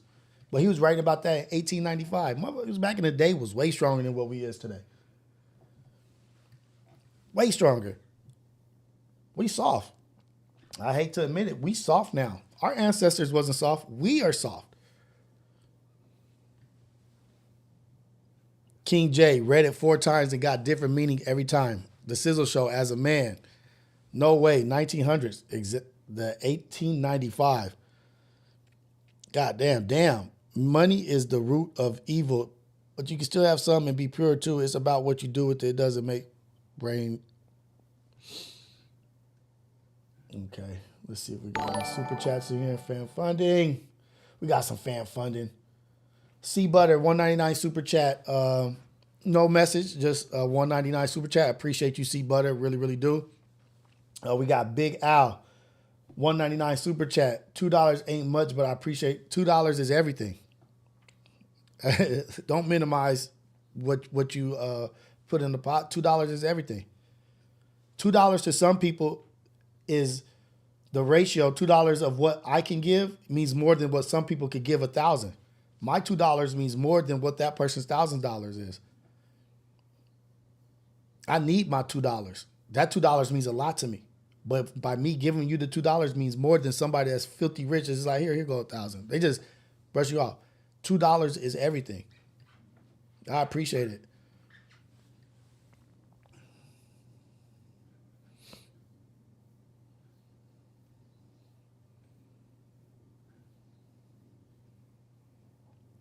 People say money is the root of all evil. Greed. Greed is the root of all evil. Greed. There could be no money on this earth, and people would be trying to take property, trying to take land, trying to take territory, trying to take somebody's wife, trying to take somebody's kid. It could be not a dollar, not a currency on earth. Greed is the root. People are never satisfied with what they have. Greed is what drives men to do crazy things. Greed is what drives men to cheat. Greed is what drives men to backstab their homeboy. It's greed. Everything is based off greed. Ugly is based off greed. No one is happy with having enough. Money is the root of all evil. I think they need to change that to greed, because what does money do? You have greed for money. Why do you want more money? Because you're greedy. Greed is the root of all evil. If everybody was happy with what they had, everybody was happy with what they got, had diamonds in the mud, so I dug in it. Let me go to that verse by TF, because that is also, where is that at? Let me see. I'll go to my, I'm not on my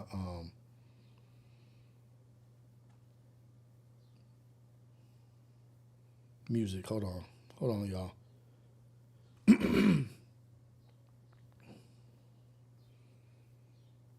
TF has a song called Feeling the Power that is so dope.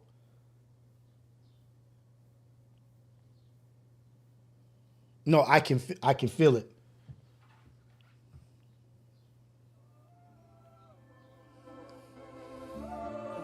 They might hit us for this, but I don't care. Pay attention to these lyrics. Okay. TF code. Give praise to the most. Send prayers to the locs that ain't getting out. Never coming home. Took them years on the chin, didn't fall. It's love. Took them years on the chin, didn't fold. It's love. Oh, crib, only way out is blood, nigga. Heard it was diamonds in the mud, so I dug in it. I kept it solid. I was happy with the crumbs given. I was solid. I was happy with the crumbs given. This is the same shit in that If poem. Nigga, I was happy with what I had. On crib, only way out is blood, nigga. Heard it was diamonds in the mud, so I dug in it. I kept it solid. I was happy with the crumbs given. Years later, I'm on a legendary run, nigga. Yeah, I feel a power. How it's been looking lately, yeah, this shit is ours. You can see it by the pose in my pictures. Behind the scenes, peep the goals I've been hitting. Where my roses at? I done burglarized whole cul-de-sacs. Experience better living, ain't no going back. Your heart is what you got to show for that. Killer. I done burglarized whole cul-de-sacs. But I've experienced better living and I ain't never going back. We all been in the mud. Like that shit, I don't know if y'all feel that. Feeling the power. Feeling the come up. I'm feeling where I'm at. I'm on a legendary run, nigga. I was happy with the crumbs given. Heard there was diamonds in the mud, so I dug in it. I'm on a legendary run. I'm going to run that back just because I love that.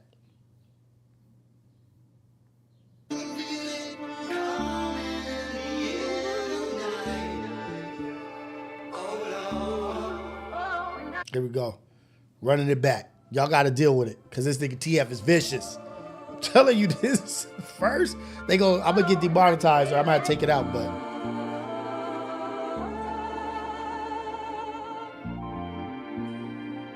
okay.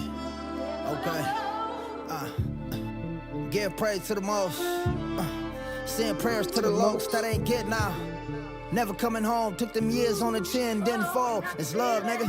On crib, only way out is blood, nigga. Heard it was diamonds in the mud, so I dug in it. I kept it solid, I was happy with the crumbs given. Years later, I'm on a legendary run, nigga. Yeah, I feel apart. How it's been looking lately, yeah, this shit is ours. You can see it by the pose in my pictures. Behind the scenes, peep the goals I've been hitting. Where my roses at? I done burglarized whole cul-de-sacs. Experience better living, ain't no going back. Your heart is what you got to show for that. Killer. Your heart is what you got to show for that. Killer. Let's go, TF, cuz. Like that shit right there, I'm telling you. Oh.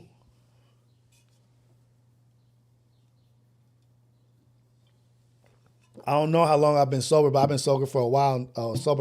Now. I'm not sure.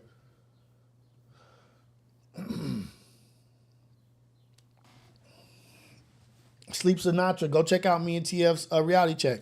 TF is a dope ass dude, man. But that verse means a lot to me, and it talks about to sobriety because I believe he's been sober. That was the first album sober, and for him to drop that, how he dropped that, like I got up on it late.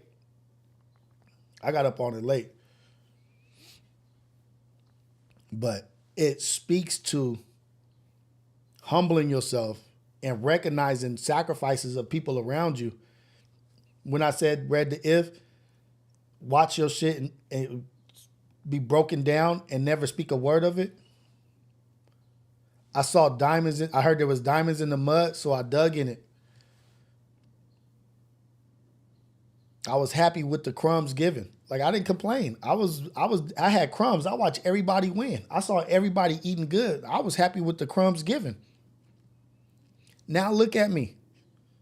I'm on a legendary run, nigga. That shit is deep. That shit is dope. Sending prayers to the lokes. Prayers to God. Took them years on the chin and never fold. Like, come on, man. Really? Nobody be bringing that fool up when they be talking about the West Coast. Niggas is sleeping for real. For real sleeping.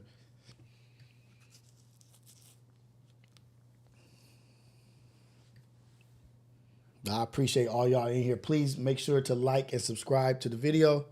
Please like the video. Please subscribe. Feel by K. Same concept.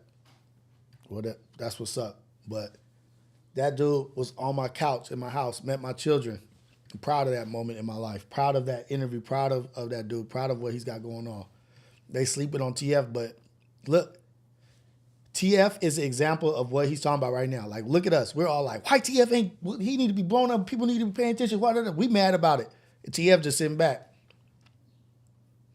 Formulating the plan. He's executing the plan, but he's just chilling. We more upset for him are more like, hey man, why people ain't saying TF? But he's sitting back. Working. Sweat equity. Putting in the work. All over the place. Like, yeah, I'm gonna get mine.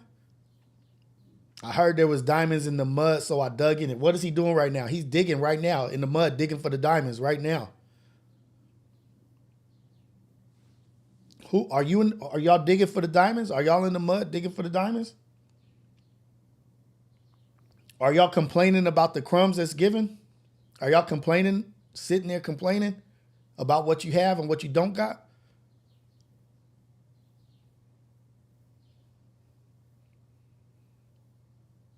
Look at me now. I'm on the legendary run, nigga. Used to rob whole cul-de-sacs. I'm on better living. I'm never going back. Let's drop them bars, cuz. Oh, shoot. All right, let me stop.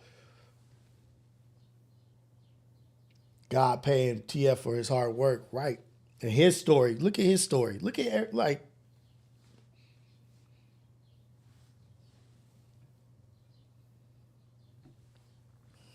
Is you digging in the mud or is you digging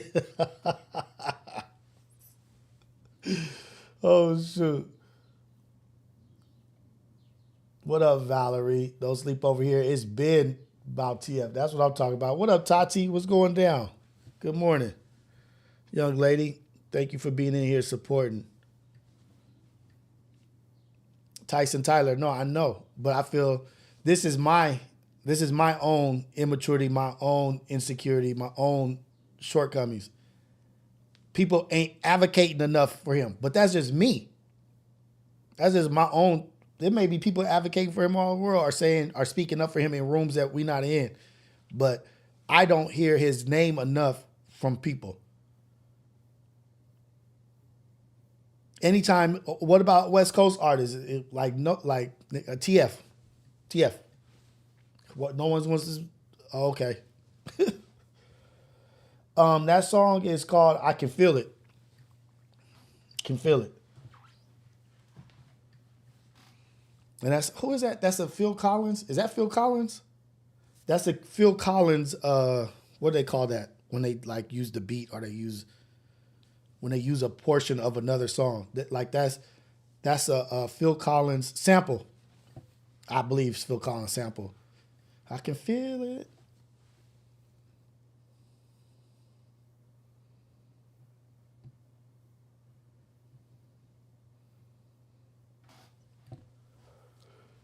Oh, man.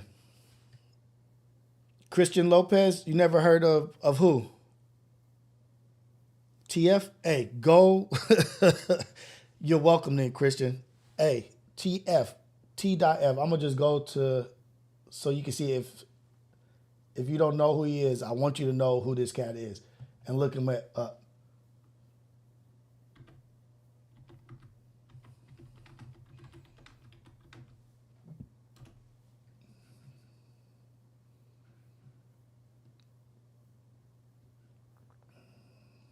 Just so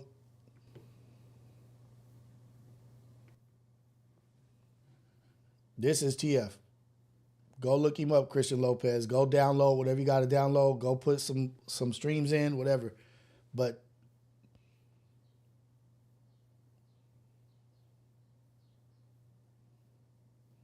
song by TF, Can Feel It. But the album is called Feeling the Power.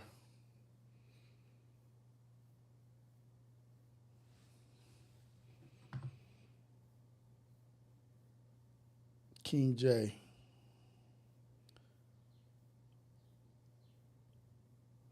He didn't mean it like that.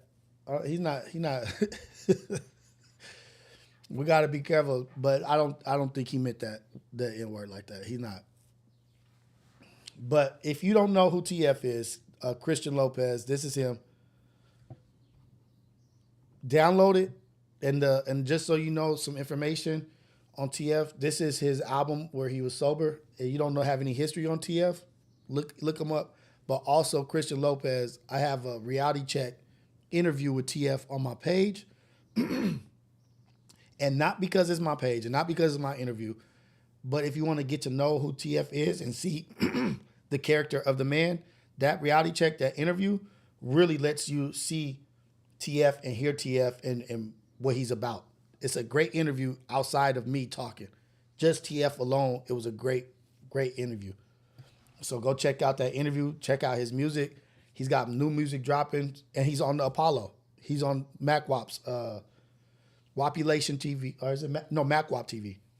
He's one of the Apollo members. There's 4 members: Tiny, MacWap, TF, and Keem.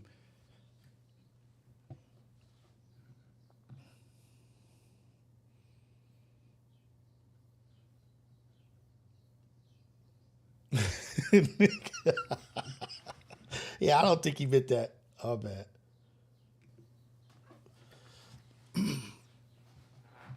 Oh, thank you, Sizzle. Yeah, drop the episode for him, for TF, for Christian Lopez, for anybody who hasn't watched it. It's just a good reality check with TF. Super, super dope. Also, I'm about to take calls, but I have an episode dropping. Hold on. I have an episode of Imperfect Perspective dropping right now. that's going to drop pretty soon, but I'm going to push it back to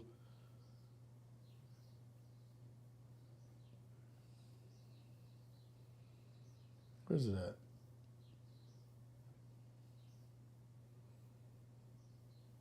Hold on. I got to make sure that this video doesn't drop during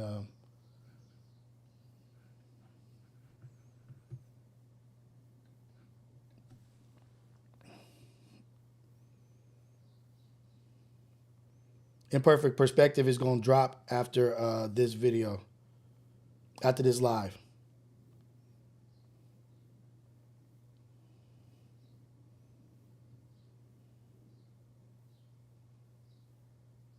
Unknown caller.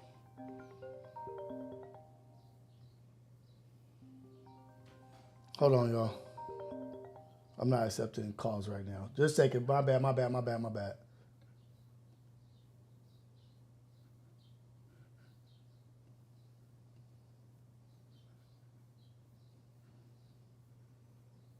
I gotta change this drop. Uh-oh. My bad, y'all. Bear with me. I'm sorry. I'm trying to figure this shit out.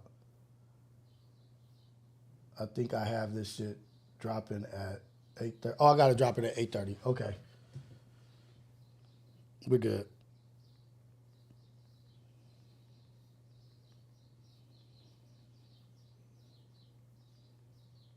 Hold on, y'all.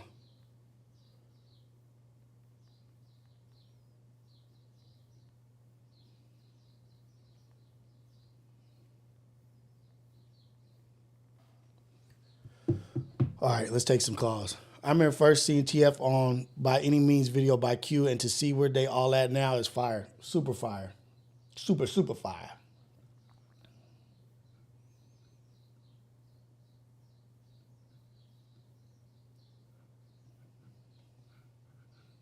Dang it, I don't know where else. There we go.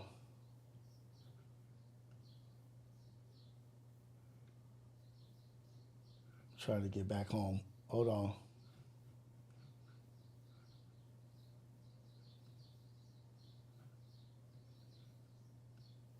Unknown caller. They have people calling already. Hold on. Hold on. I'm not taking it yet. Just chill out. Hold on.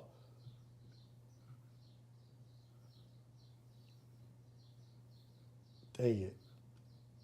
I can't get back to where I was at. Whatever.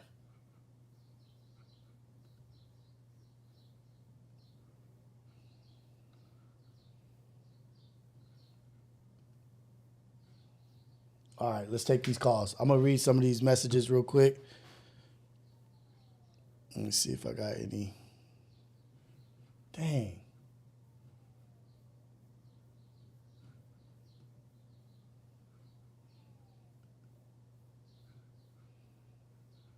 Unknown caller. Wait, not yet. People calling. I'm not killing Texas. I think I've heard this number called before. Hold on. Dang it. I'm trying to do something right now.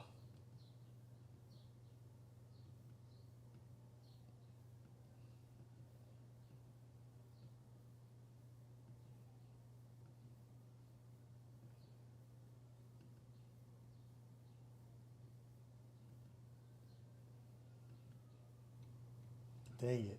I'm trying to do something. Boom. Okay. All right.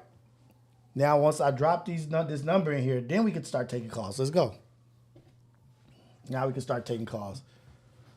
Tafashe, my bad. I was doing something. I couldn't take a call at the time. Unknown caller.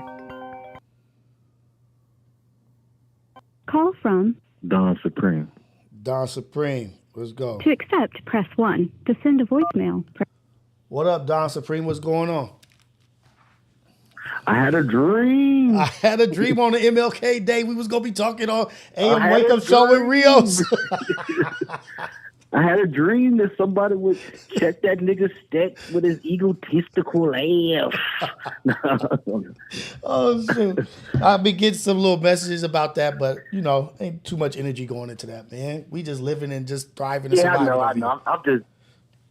I'm just joking. Hey, you and TF, man, y'all my favorite, man. And I say this because y'all the type of niggas I will go to war with, dog. Like, I pay attention to the kick game, to the combat, Betty tax, and all that. Like, that's the real shit. These niggas out here clowns, bro. Like, for real, I would really, like, I've been to war. Like, y'all two niggas, y'all never get caught up in no goofy shit. I never see y'all in no goofy shit. You know what I mean? And I appreciate that from y'all, too. Man, you know I appreciate you I'm saying y'all that. biggest fan. I appreciate you saying that. And that's the thing, dude. I would literally go to war with y'all, like, for real. Hey, man, if it's the right cause and we doing something to gain, I'm with the war. You know what I mean? But it's like we have to be conscious and smart about how we move and how we operate, right? And so it's like I'm not about to get caught up in no ignorant stuff. Like, what if I get caught up in something ignorant, something small, and I get put away and I can't even be a part of the real battle, the real war? You know what I mean? Because I got caught up over something little. Yeah, but no, I know that. That's what makes you smart. That's what makes Tia smart. That's what makes me smart. Mm-hmm. We've been through all that goofy shit, and we can identify the goofy shit. We don't even participate in the goofy shit. You know what I'm saying? Right. But like when it really matters, like y'all the type of niggas that I'll go to war with. Like, let's real go. shit. Hey, I appreciate that. You gonna know how to load your weapon. You gonna know how to clean your weapon. You gonna know how to pack a bullet hole. You know what I'm saying? You gonna know how to do all that. You know how to go fend for your family. You gonna know how to go. You know what I'm saying? Like the real stuff. Like, you know what I'm saying? Like I appreciate that from y'all, man. Like I see that. And as a combat vet. As a disabled veteran, bro, I appreciate that shit. Like, y'all niggas go hard for real. Thank you, brother. And you don't be I appreciate talking no bullshit. And you a real nigga, bro. Like, from the trenches, like. Let's go, man. And I appreciate your service and thank you for what you've done for us in our country. And it's just, to me, what's happening is, Don Supreme, it's not enough of us, me, you, TF, and the people in the chat being outspoken and talking to the people. We just got to do our job of just getting ourselves into position to talk, to be able to, for people to see us.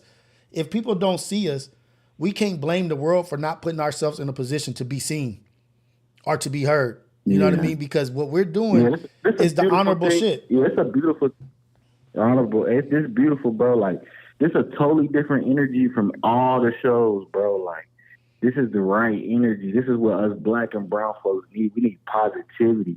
The negativity's cool. The little goofy stuff's cool. But, bro, we got to come together, bro. Like, for real. We behind. People got generational wealth, passing it on to their kids. Like, people out here still shooting and doing dumb shit and worried about colors and this and this. Like, come on, man. We need to wake up as a people. We got distracted. You know what I mean? And I'm not going to say, like, we're all to blame, but we got distracted. We lost focus. You know what I mean? Like, we've been focused on some of the wrong stuff. But now it's the time where we have access to enough stuff. We have enough Google. We have enough search. We have enough data to know why we were distracted. And so moving forward from this day on, let's move this way. Let's stop getting distracted by the small, ignorant, dumb things. And let's focus on building. No matter what happened to us, a lot of bad shit, a lot of effed up stuff happened to us purposely. But if we just hold on to that, only think about that, we won't be building. Let's build the foundation. Let's build while we're thinking about it. This stuff happened, but let's build while we're talking about it. We can do two things at once. We could be multi-purpose. We could talk about the pain, but let's build as we do it. So shout out to you, Don Supreme. I appreciate you, man. Keep calling in. Have a good day. Get your week started off right with a Monday. One more thing I got to say for the chat. There may people that like Trump, may not like Trump, but last time Trump was the president, I made the most money in my life. So y'all get y'all money up, man. Like, for real. Like, hey, and I appreciate you. I appreciate you saying that. Like, I'm not necessarily a big Trump fan. I don't hate Trump, but I appreciate people being honest with what they do and honest how they move. And you move how you want to. You know what I mean? Like, if that's what worked for you, that's what worked for you. Pay attention to the stock market. Yeah, pay attention to the stock market. Get into Forex trading. Get into crypto. Pay attention to what they doing. Right. You know who knows about that stuff? I think Scotty knows about that shit. Stet knows about that shit. So it's like people that have Don Supreme know about that shit. But it's like we have to talk. We have to share. The game is to be told, not to be sold. For our culture, the game is to be told, homie. We don't have the time and the privilege to sell stuff. Yeah. You know what I mean? Yeah, salute, man. You have a great day. You too, brother. Have a good one. Rest in peace, Martin Luther King. Rest in peace, Martin Luther King. Let's celebrate. Let's celebrate his life and enjoy what he did for us, and let's try to move in that light. But for sure, Don Supreme, have a good one, brother. For sure. Shout out to the chat. Shout out to the chat. Shout out to you, brother. Okay, so that was a good point. That was a good message. Stet is in the chat. Hey, Stet, they try to say you was coming at me, man, but Kev Finley cleaned it up. I know you wasn't on me like that. But shout out to Stet in the chat. Shout out to everybody, Sexy Nay. Shout out to the mod. Shout out to Tati, who's supposed to be coming through for her reality check, but she be faking the funk on a nasty dunk, guys. What's going on, Tati? But if you guys want to call in, go ahead and call in. Oh, I've been missing calls. My bad. Dang. My bad. Call in, y'all. I was missing the calls. I'm sorry about that. But we have to, we can't complain. Just how I call in, Mac. The phone number is on the screen. We can't complain about messages or people not getting the message if we're not doing what we have to do to get the message out. Tati, is that your emoji? Watermelons? Watermelons in the chat for Tati. Watermelons in the chat for Tati, man. Yeah, LS, there you go. There go the number. But if we're not doing what we can or doing what we need to do to be seen or to be heard, how can we complain about people not being on message or on point with us? We got to be the ones to do it. We got to be the ones to get out there and put our message out. And then if people are feeling the message, they'll come around. But you can't just be sitting on your couch complaining about everybody, pointing your fingers at everything that's wrong. Oh, this is whack, this is whack, this is whack. But you literally just sitting on your couch, not putting in no effort, not putting in no energy. That's weak. Can't be that. Watermelons in the chat. There we go, Tati. I didn't even know that was your emoji. What does the watermelon stand for, Tati? I'm interested. What is it for?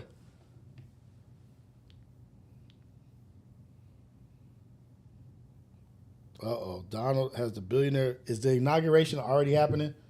It's not. No calls is coming through. I'm not getting the calls. Everybody's saying they calling. Call back, Dogface. My bad.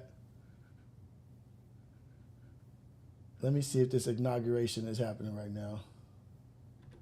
This is what Manny said. All the billionaires is in the building.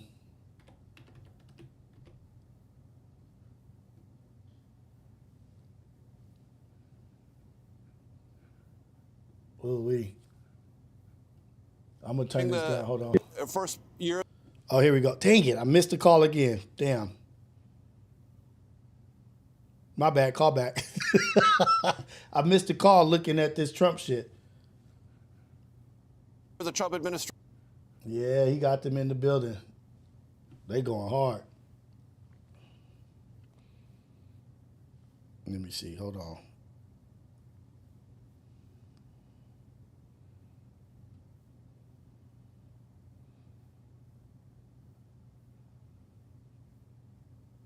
My bad. I missed your call 3 times.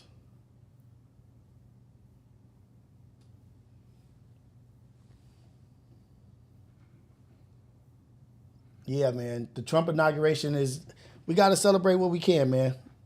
Take your wins with your losses.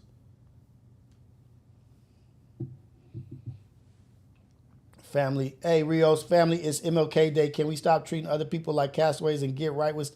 How am I ain't treating Stat like a castaway. I'll be showing love.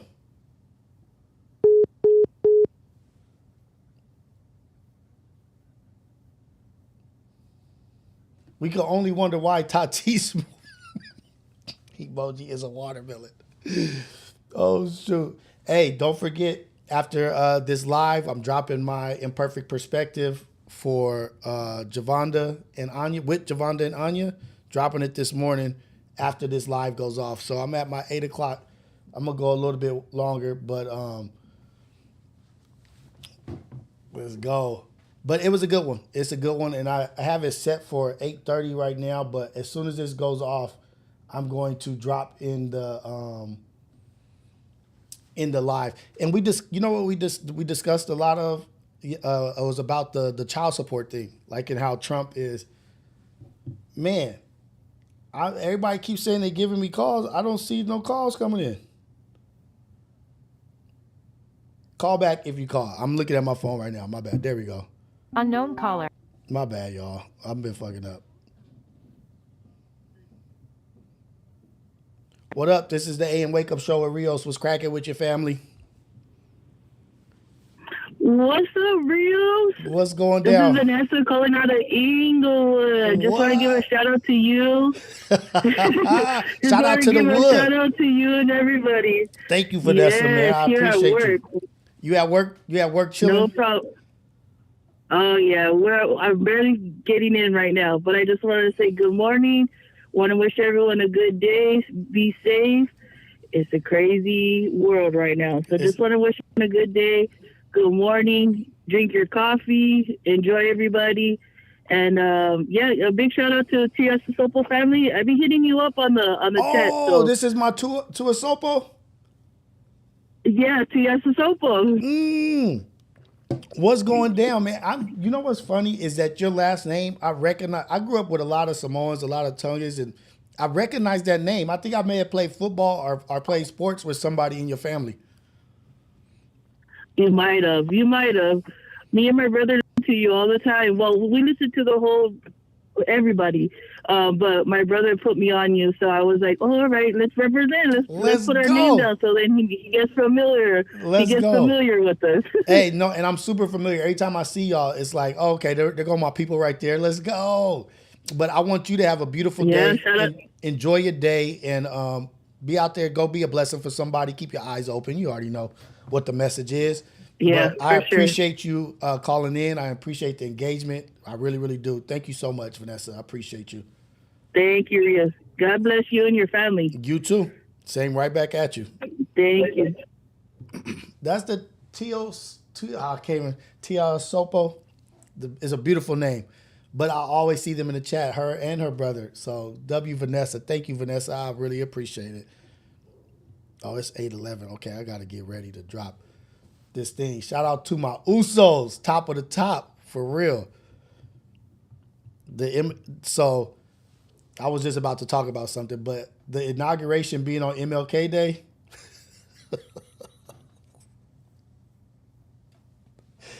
it's ironic, right? Like, is it ironic? Is it ironic that it's happening today? Like, whatever, man. You know, we just gotta keep on trucking. We ain't lost. We are not lost. We are not lost. We just are on the road. Indeed, sir. No face. What up? This is AM Wake Up Show at Rios. Where you calling from, caller? What's your name? Well, nah, man. It's Sir No Face, man. Tapping in from New Orleans, bro. I just wanted to give you flowers, man. You heard me? Hey, you heard me? Let's go. I feel it, man. I appreciate you. Breath of fresh air from all that messy ass shit. You heard me? For real. We need that balance, bro. We gotta have balance. That's what life is about, right? Like the other dude said, like, we be ready to go to war, but actually we wake up on some cool shit, like checking on our brothers, checking on our sisters. Like, hey, Mom, how you doing? Nah, man, real family things, man. We don't wake up on violence. Man, give you flowers, man. Peace to the chat, everybody in that thing, man. Holla. Peace out to you, man. Peace out to you and everything you got going on. Prayers over you and your family and your loved ones. And I pray nothing but the best for you, my brother. Have a good one. For sure. New Orleans fucking with you, bro. God bless. Hey, New Orleans in the building. Let's go. New Orleans in the building. I've been getting love from all over. You heard me? What up, Wardy? That's what I'm talking about. New Orleans in the building. It feels good. I had my mom. I called my mom earlier on here. Talked to my mom, said she was proud of us, said she was proud of me, said she listens to this. You heard me? What up, Wardy? Man, I got a story about New Orleans. I had some homies whose cousins came from New Orleans, came out here to hang out with us. And they were a little bit older than us or whatever. But it was like 3 of his cousins were from New Orleans. One was like a big fat dude. One was like a cool dude, whatever. But they came out, they was cooking, they was doing all kinds of shit. And that was the first time I had heard people say, Wody, you know what I mean? How they were talking. I was like, oh, man. And I think like Cash Money was just about to come out, or like Juvenile was just about to do his thing. But these cats from New Orleans came out here and was bagging all the girls.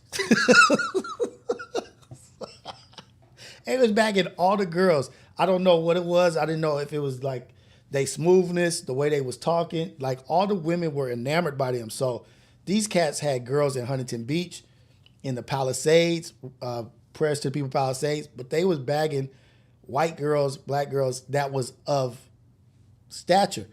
They was only here for like 2 to 3 weeks. And they was like calling me like, hey man, come through. I was going to places I had never been before because these dudes had bagged the baddest girls. Huntington Beach, living at their house, having the keys to the houses. Unknown caller. I was like, these New Orleans niggas is getting it popping out here. I had to step my game up. I learned a little something. All right, let's go. All righty. Hey, this is the AM Wake Up Show with Rios. Caller, where you calling from and what's your name? I'm sipping coffee with Rios, man, from Lompoc, California, man. This little A-ball, man. That's going to give you a shout out, man. What up? Let's go. Little A-ball in the building. What's happening? We fuck with you out here in Lompoc, California, man. I'm giving you flowers right now. Aces in the motherfucking chat, in man. The chat, nigga. Hey. Let's go.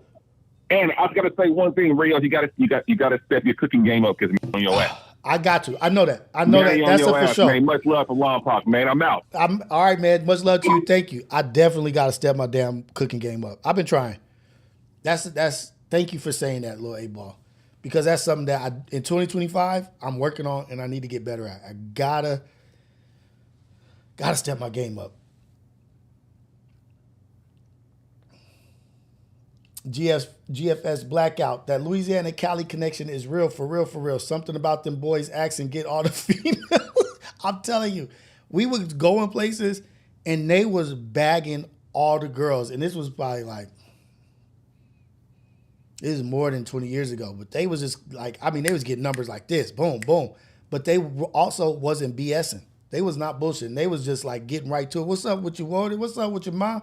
What's happening? And from the jump, they was getting the girls' attention, and then they was just talking and whatever. They was bagging all the girls, even the fat dude. I was like, God, dog, like, wait, you up in here? Girl is at the females is at work. They just up in their house with the keys to their house and stuff. Nah, I'm gonna step my cooking game up. That's for sure. I'm gonna definitely step my cooking game up. What time is it? It is 8:16.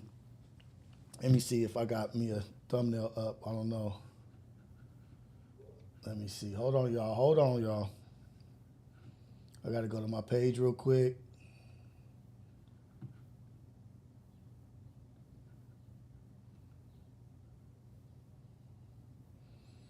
No, not yet. I think I'm going to just drop it. Hey, GFS Blackout, straight to business. It was no BS in between. It was just like, boom. Unknown caller. Dang, okay. Every time I start, ooh, New York, New York. This is what I'm talking about. Let me see. This is the AM Wake Up Show with Rios. Who am I got on the phone? What's up, caller? What's your name? Where you calling from? What's good, Rio? It's your boy Dogface. What's going on with you, man? What's happening, Dogface? What's the business, baby? What's the business? What's going on with you? Feeling real stupid right now. I've been calling the wrong number for the past 3 days, man. Some lady finally picked up the phone like, hello? I said, oh, shit. How's your insurance doing, honey? What the hell you doing? The number is on the screen, fool. Bro, you know I'm a little bit slow, man. Come on, man. You know what I'm saying? Sun be getting in my eyes and shit. My boy Dogface been calling me wrong. Man. And you know what? I was feeling a certain kind of way, too. I was not going to judge you, but I was feeling a certain kind of way. Like, how's this nigga not calling in? Like, hold on. What's going down, man? Bro, how you think I was feeling? I'm like, damn, what I do to cuz? Like, why he ain't picking up my calls? You see that New York number? You know that 347 is me, man. Hey, look, if you run back this episode right before you call in, I look at my phone, I'm like, oh, New York. And I'm like, finally, this is what I've been waiting for. I ain't got no, but here we go. What's up, man? What's going on with you, man? You in good spirits? You doing all right? Man, you know, life, I'm trying to live life. I'm not trying to life live me right now, but it is what it is, man. You know, we got to keep our head up, keep pushing forward. You know, fucking car broke down.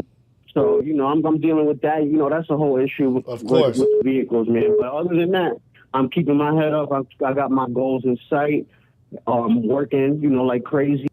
You know what I'm saying? I'm just trying to live life, bro. I'm trying to, you know, take it one day at a time, as they say. One day at a time, and just knowing like everything is coming your way. You know what I mean? Like, remember we be saying that this too shall pass. Just be patient. You know what I mean? Be patient in what you got going on, and get past that next obstacle. It's always going to be an obstacle. There's always an obstacle after another, but we got to enjoy, once we get past the obstacle, pay attention to the blessings that come, you know?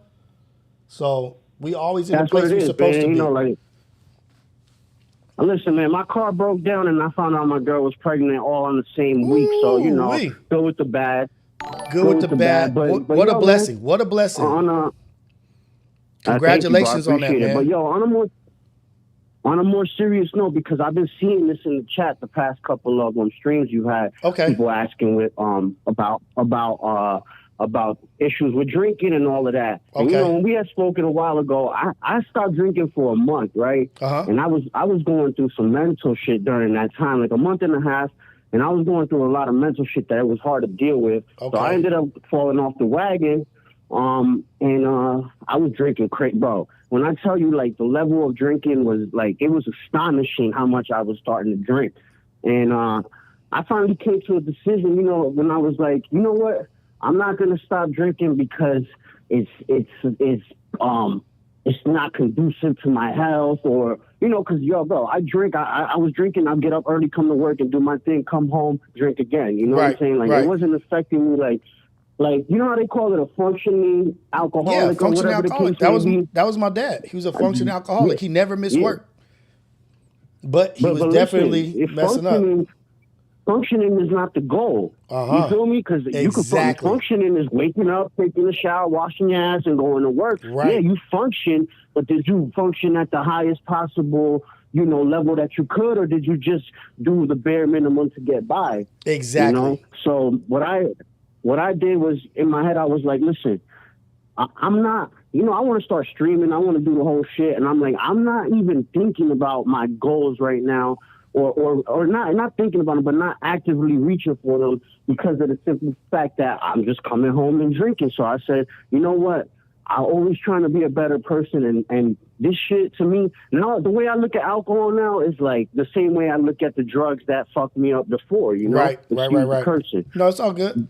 So, you know, before it was just like, this will probably be better for me if I stop drinking. But now it's just like, if I drink, I stink. You feel me? Like, exactly. If I drink, bro, like, it's no good. It's the same thing to me as picking up a bag and hitting the air. Like, it's so, you know, just to share with the chat, bro. It's a process. You know, I'm an open book. I stopped doing dope. I stopped doing YOLA. I stopped doing all of that before in my life. So for me to switch over to drinking and not realize that I'm just switching addictions, it was just a replacement. It was just a replacement of way to cover the pain.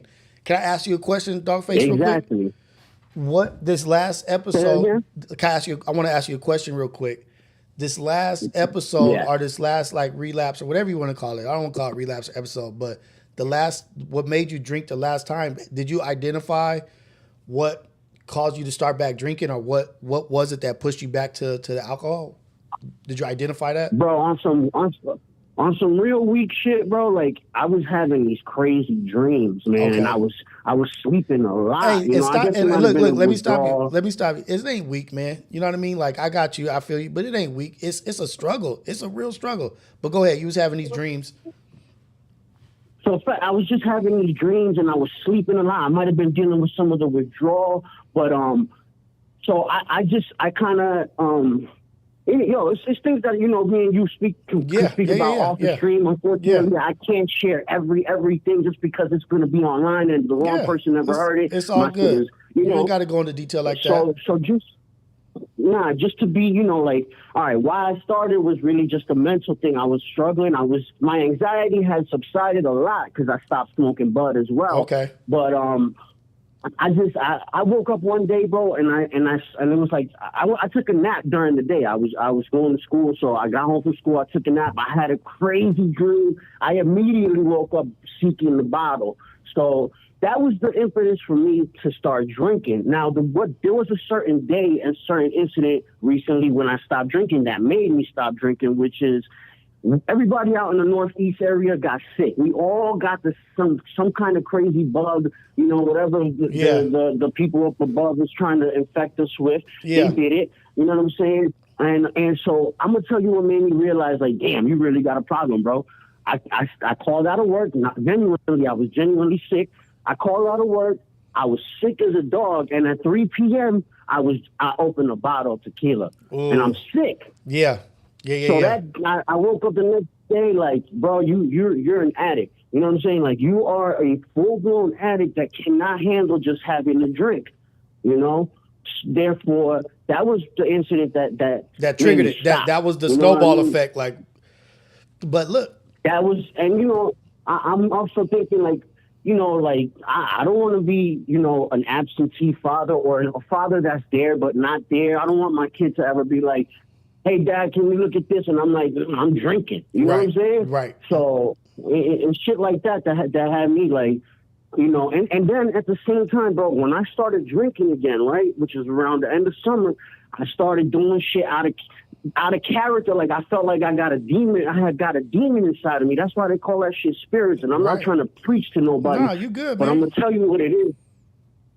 To me, bro, like, I had got like, I've always been a loyal dude, my girl and other things and on all aspects of life. And I'm also was on a level of maturity, you know what I mean? And when I started drinking again, I started to become a little more immature. I started to regress back to street shit. My attitude had changed up. Yeah. I was you resort back to what you're comfortable with and what you used to be. Look, there's somebody just put a super chat in here. Coach Edison, $5 super chat. This is for you too, Dogface. So thank you for the $5 super chat. Ace Boy Rios, the correct term for what Ace Boy Dogface did by replacing one addiction with the other is called cross addiction.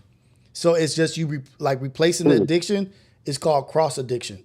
So I think what you're doing Dogface, is like recognizing it and being open and being vulnerable and not hiding from the pain, hiding from the trauma, or hiding from your downfalls and learning from it. The fact that you're speaking to it and sharing your shortcomings or things that you're not happy with here on this platform speaks volumes, homie. It speaks volumes about who you are and your character. Like, you're not too proud to share you falling. And your message and you saying that may help 30 people, 10 people, 5 people. It doesn't matter, but you're putting it out there for people to know, like, I'm not in this alone. People are out here also struggling. And look at Dogface. He's sharing that shit and he's dealing with it and he's manning up and holding himself accountable. So shout out to you guys for real, for real. Nah, that's a fact, you heard. And yo, like, I started this part of the conversation by saying I'm doing this because I see it in the chat. I'm fresh into this situation where I'm not drinking again. Yeah. It's only been a couple of weeks, but I ain't counting days because it's in the past, you know what I mean? So I'm really sharing for y'all, and I just want y'all to understand, bro, like, drinking is going to bring, like, I encompass myself in a cocoon of negativity when I drink. You understand what I'm saying? And my comfort zone is being negative, and I'm genuinely a really nice dude. Like, one of my greatest traits is how good I treat people. So for people to see me and me acting nasty and being rude and all this, that, and the third, and then like, dipping and diving into places where I shouldn't be, you know what I'm saying?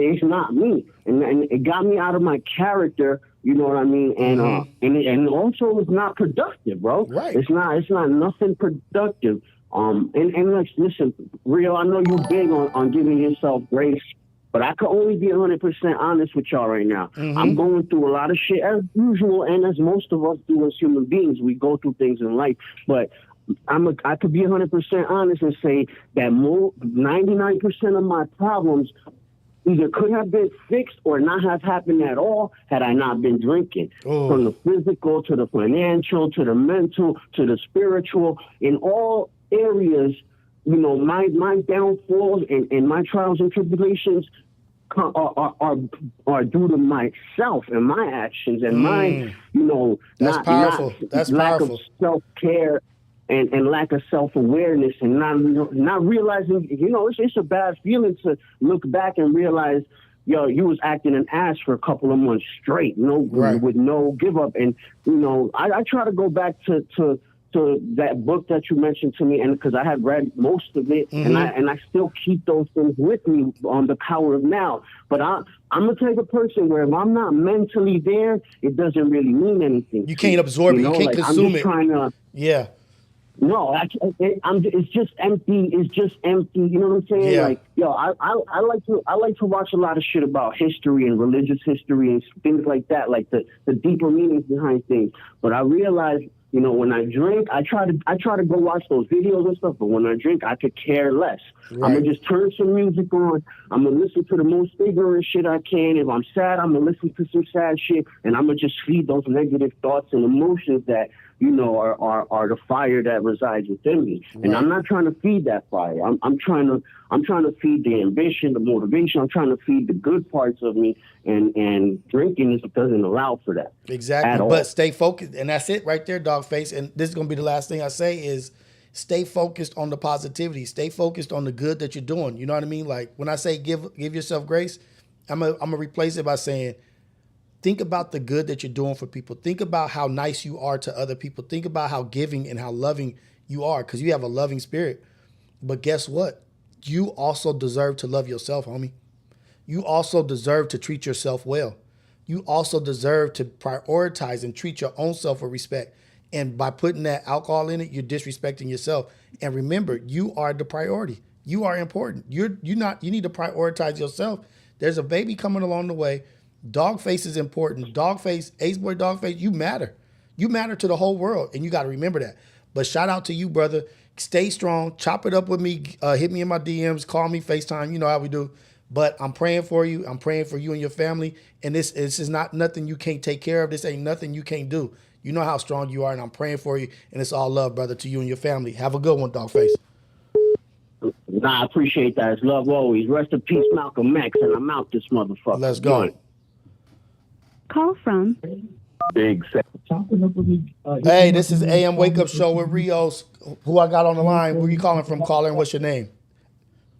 It's Big Sad Shiesty. I'm calling from South Central Los Angeles. Let's go, man. From the city. Let's go. Los Angeles in the building. Like we supposed to be. What's going? Oh, you know what? Turn down your volume in the back, brother. Yeah, I got you. There you go. What's going on, man? What's happening? Oh, no, man. I appreciate what Rio's done. Like, he really motivated me. Inspired. With this episode right here, I'm watching it. I've been up since 4 in the morning? Oh, shoot. And, Let's go. And that shit, like, it really opened my eyes. Really? I'm glad. Yeah. I was going through, like, I ain't gonna lie, this past 2-3 weeks, it was nothing but hell. Drinking, bar hopping, all because the broad left me and shit. Thought, life. Life has been life. You feel me? Right. And how you doing now? How are you doing right now? How are you feeling right now? Oh, I'm feeling great. Like I said, he opened my eyes. Like this episode, all this, opened my eyes. Opened up to reality. Thank God, man. That's so powerful and so dope. You know what I mean? That we're able to get on here and be able to just chop it up and just be real and just, we never know who's listening or who's watching or who may be being helped by consuming the content. And it may be just one word, one sentence, one person in the text, one person in the chat may say something, speaking life into a situation that may help a brother like you or a brother like me, a sister like Valerie or Sierra or Don Supreme.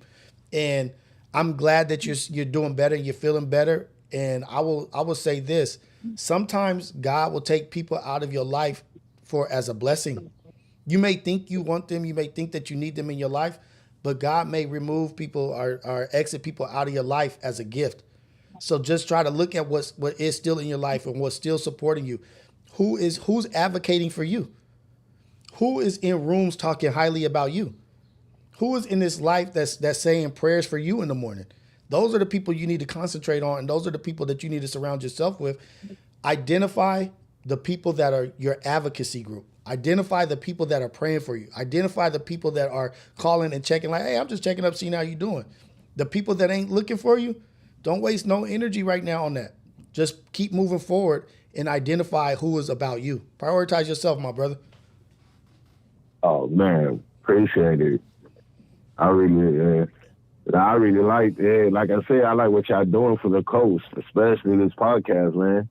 Hey, man, we appreciate you engaging. We appreciate you. I appreciate you just calling in and sharing that. That's a big step for me. Like, that's a big step for everybody.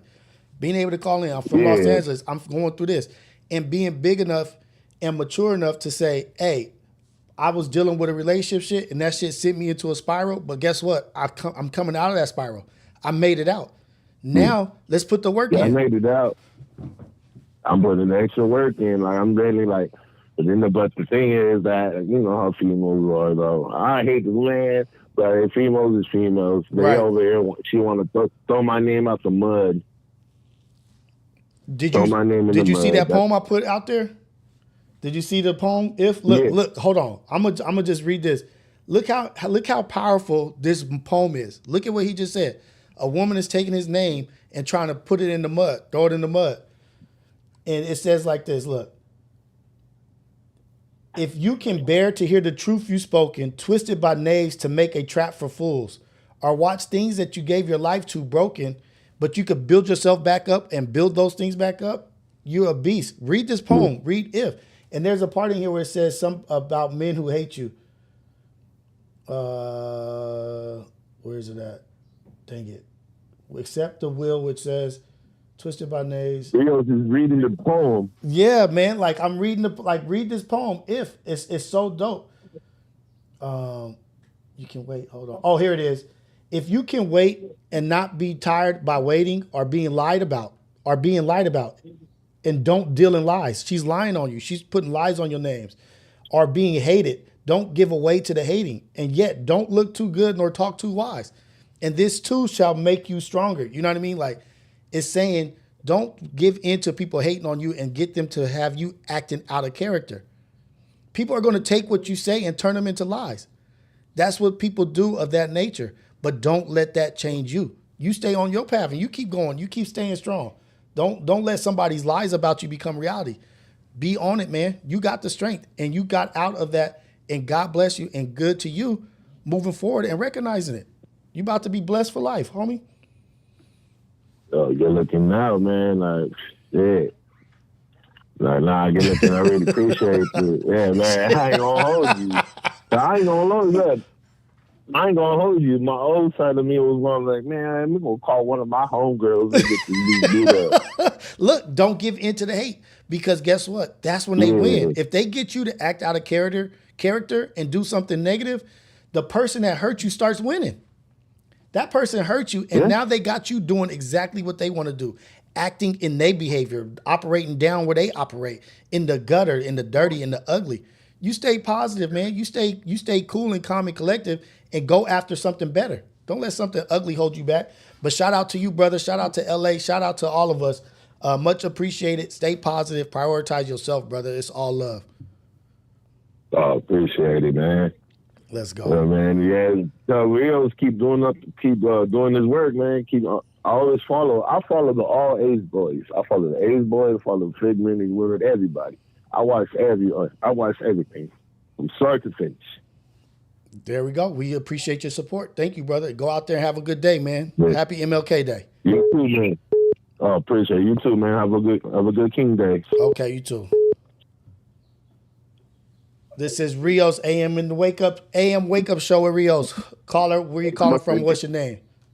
What's the deal, Rios? Oh, what's up? What's up, Havoc? Caller. What's going down with you, brother? What you want to talk about? How's everything going with you? Good, bro. I finally caught alive, bro. Let's go. For my second time catching alive. I appreciate it. TV down. Hold on. I got to the TV down real quick. It's all good. Man, I finally caught it. And I was noticing, man, everybody be speaking positivity, bro. And sure, the last time I went freaking viral, freaking negativity, man. And you talking about, owning your power and letting people, control your emotions and crashing out. You know what I'm saying? Mm-hmm. And it's like, damn, like I don't want to be known for crashing out. I'm an artist first. You know what I'm saying? I'm an entrepreneur first. I don't Hey, want my name check to be this out, known Havoc. Check this out. for that. You only crashed out one time. I done heard you on the internet 1,000 times. You only crashed out once.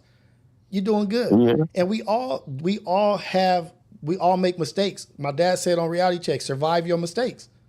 Give yourself grace and survive your mistake. We all have rough moments. And that was a rough moment for you. Somebody talking about a sensitive subject about you. Ain't nothing wrong with being emotional or being vulnerable. It's all good. You just acted out the best way you knew at the moment, at the time. You were emotional. It's all good. We can't judge people based off of the worst thing that they did or this and that. Like, nah, man, you a consistently good person. And remember that. You're a great guy, man. And keep the positive energy, keep pushing forward. Like Keem say, forward motion, right? Keem got all the good quotes, dude. So keep building. Nigga, and you young as hell. Like, I wish my worst mistake was at that age was crashing out on just using words. It's okay. You good. You're going to survive your mistake, and you're going to learn from it, and you're going to build back better, homie. You're doing good, Havoc. You're doing just fine, homie. Yeah, I just want to clear that up, but also because the dead homie part, I am, you know what I'm saying? I was like, damn, why the hell did I say that? It's okay. You are like, look, you hear that all day long. You will react into the way that you consume product. We hear that all day. So it just naturally came out, but that's the importance of watching what you consume, paying attention to what you listen to and what you watching, because that shit will rear its ugly face in the most weakest moment. You know what I mean? You're like, damn, why did I do that? Yeah, because that's all you listen to, or that's what you hear all the time. And so be careful of what you consume. Pay attention to the shit that you're dealing with. You know what I mean? Yeah. I appreciate that, man. Shout out to everybody in the chat, man. All the positivity, all the positive words, man. Yeah, for sure. Bro, I like this, bro. You do positive stuff, bro. You do positive stuff. I tried bro, to, I had man. to wake up early today. I tried bro, to. I woke up. Yeah, usually I go to sleep around 3, 4 in the morning, but I was like, today I had to wake up early. Like, I gotta get the I gotta watch Rios live. Yeah, it's all good, man. Well, we appreciate you. I got some morning positivity. Man. Let's go. I start the morning with your song, fool. So I gotta show love. Coffee with Rios. Yeah. We sipping coffee with Rios, man. With Rios. But I appreciate you, Havoc, man. I got you in my prayers. I'm praying for the best for you. I'm in your corner. I got your back. Anything you need, anytime you need to talk, hit me up, man. But it's all good. All love. Have a good one, Havoc. You too. All right. That's the last call. But I love getting on these phones and being able to chop it up with people. And damn, that's freaking dope. I appreciate it. This morning was a great morning. People coming in here and talking about all this stuff that they're going through and making it through their stuff, making it through their worst moments and still being positive and being able to call in and share this shit. Like, that shit is dope. Like, damn, I appreciate y'all, man. That fool having laugh is crazy. Hey, I'm about to premiere Imperfect Perspective right now. I'm about to get off of here and do the Imperfect Perspective. So if you're in the chat, I'm going to have, let me see if I can put the, if I can share the link. I'm going to try to share the link. Hold on. Dang it. I'm going to share the link for Imperfect Perspective so you guys can, if you want to, if you can, you guys just can continue listening to me and what we got going on. Let me see. I'm going to share this. Copy. So you guys can go transition right to the Imperfect Perspective. If you want to support, if you want to, just go up in there real quick. Just put a like in there, put a comment in there. But it's me, Javonda, and Anya in Imperfect Perspective. We just doing our thing, man. We trying to grow. We're trying to be positive, and we're trying to get in the algorithm. It was set for, I think I set it for 9 o'clock. I'm going to set it for 8:45. But I want to tell you guys, thank you for everything. I appreciate y'all. I love y'all. Go out there, be a blessing for somebody. Be positive. It's about a life of servitude and serving people. It don't matter what we're getting in return as long as we're doing what's right. Dang it, I don't even know how to change it. But get up in there. I'm going to paste it one more time. Please support, please like, please subscribe. Show Javonda and Anya some love. They're going to be in the chat. They brought up Havoc. They brought up Nick in the episode. Showing love. So we'll be in there engaging in the chat. So I'm just trying to see how I can premiere it right now. Oh, you know what? Let me read. I think I might have some more super chats. Let me read the super chats before I get out of here. Okay. I read Coach Edison's. VT, thank you for the super chat, $5. Nice talking to you. Rios, keep spreading that word and love. Happy MLK Day. Y'all stay blessed. Time to clock in. Love from the Tosa Sopo family. Yeah, VT, let's go. LS, thank you for the super chat, $5. The goal isn't to be sober. The goal is to love yourself so much that you don't need to drink or use. Relapse is a part of recovery. Keep going. LS, that is so true. It's not about us being sober. It's about the goal is to love yourself and loving yourself so much that you don't want to put no poison in your body. You don't want to damage your body. You don't want to damage yourself. And shout out to Ace Boy Dogface for calling in. Shout out to my boy from South Central calling in and just sharing what they're going through relationship-wise, whatever it is. And congratulations to Dogface on his baby coming out. Thank you, LS, for the $5 super chat. Ace Boy Dogface, $2 super chat. Shout out Rio and the chat. Thank you. Shout out to everybody that called in, everybody that was a part of this, everybody that engaged, everybody that was in the chat. Much love and appreciation to all y'all. It's all love all the time. Thank you, thank you, thank you. But go ahead and check out this Imperfect Perspective with me, Anya, and Javonda. The link is in the chat right there. Please get in there. Please go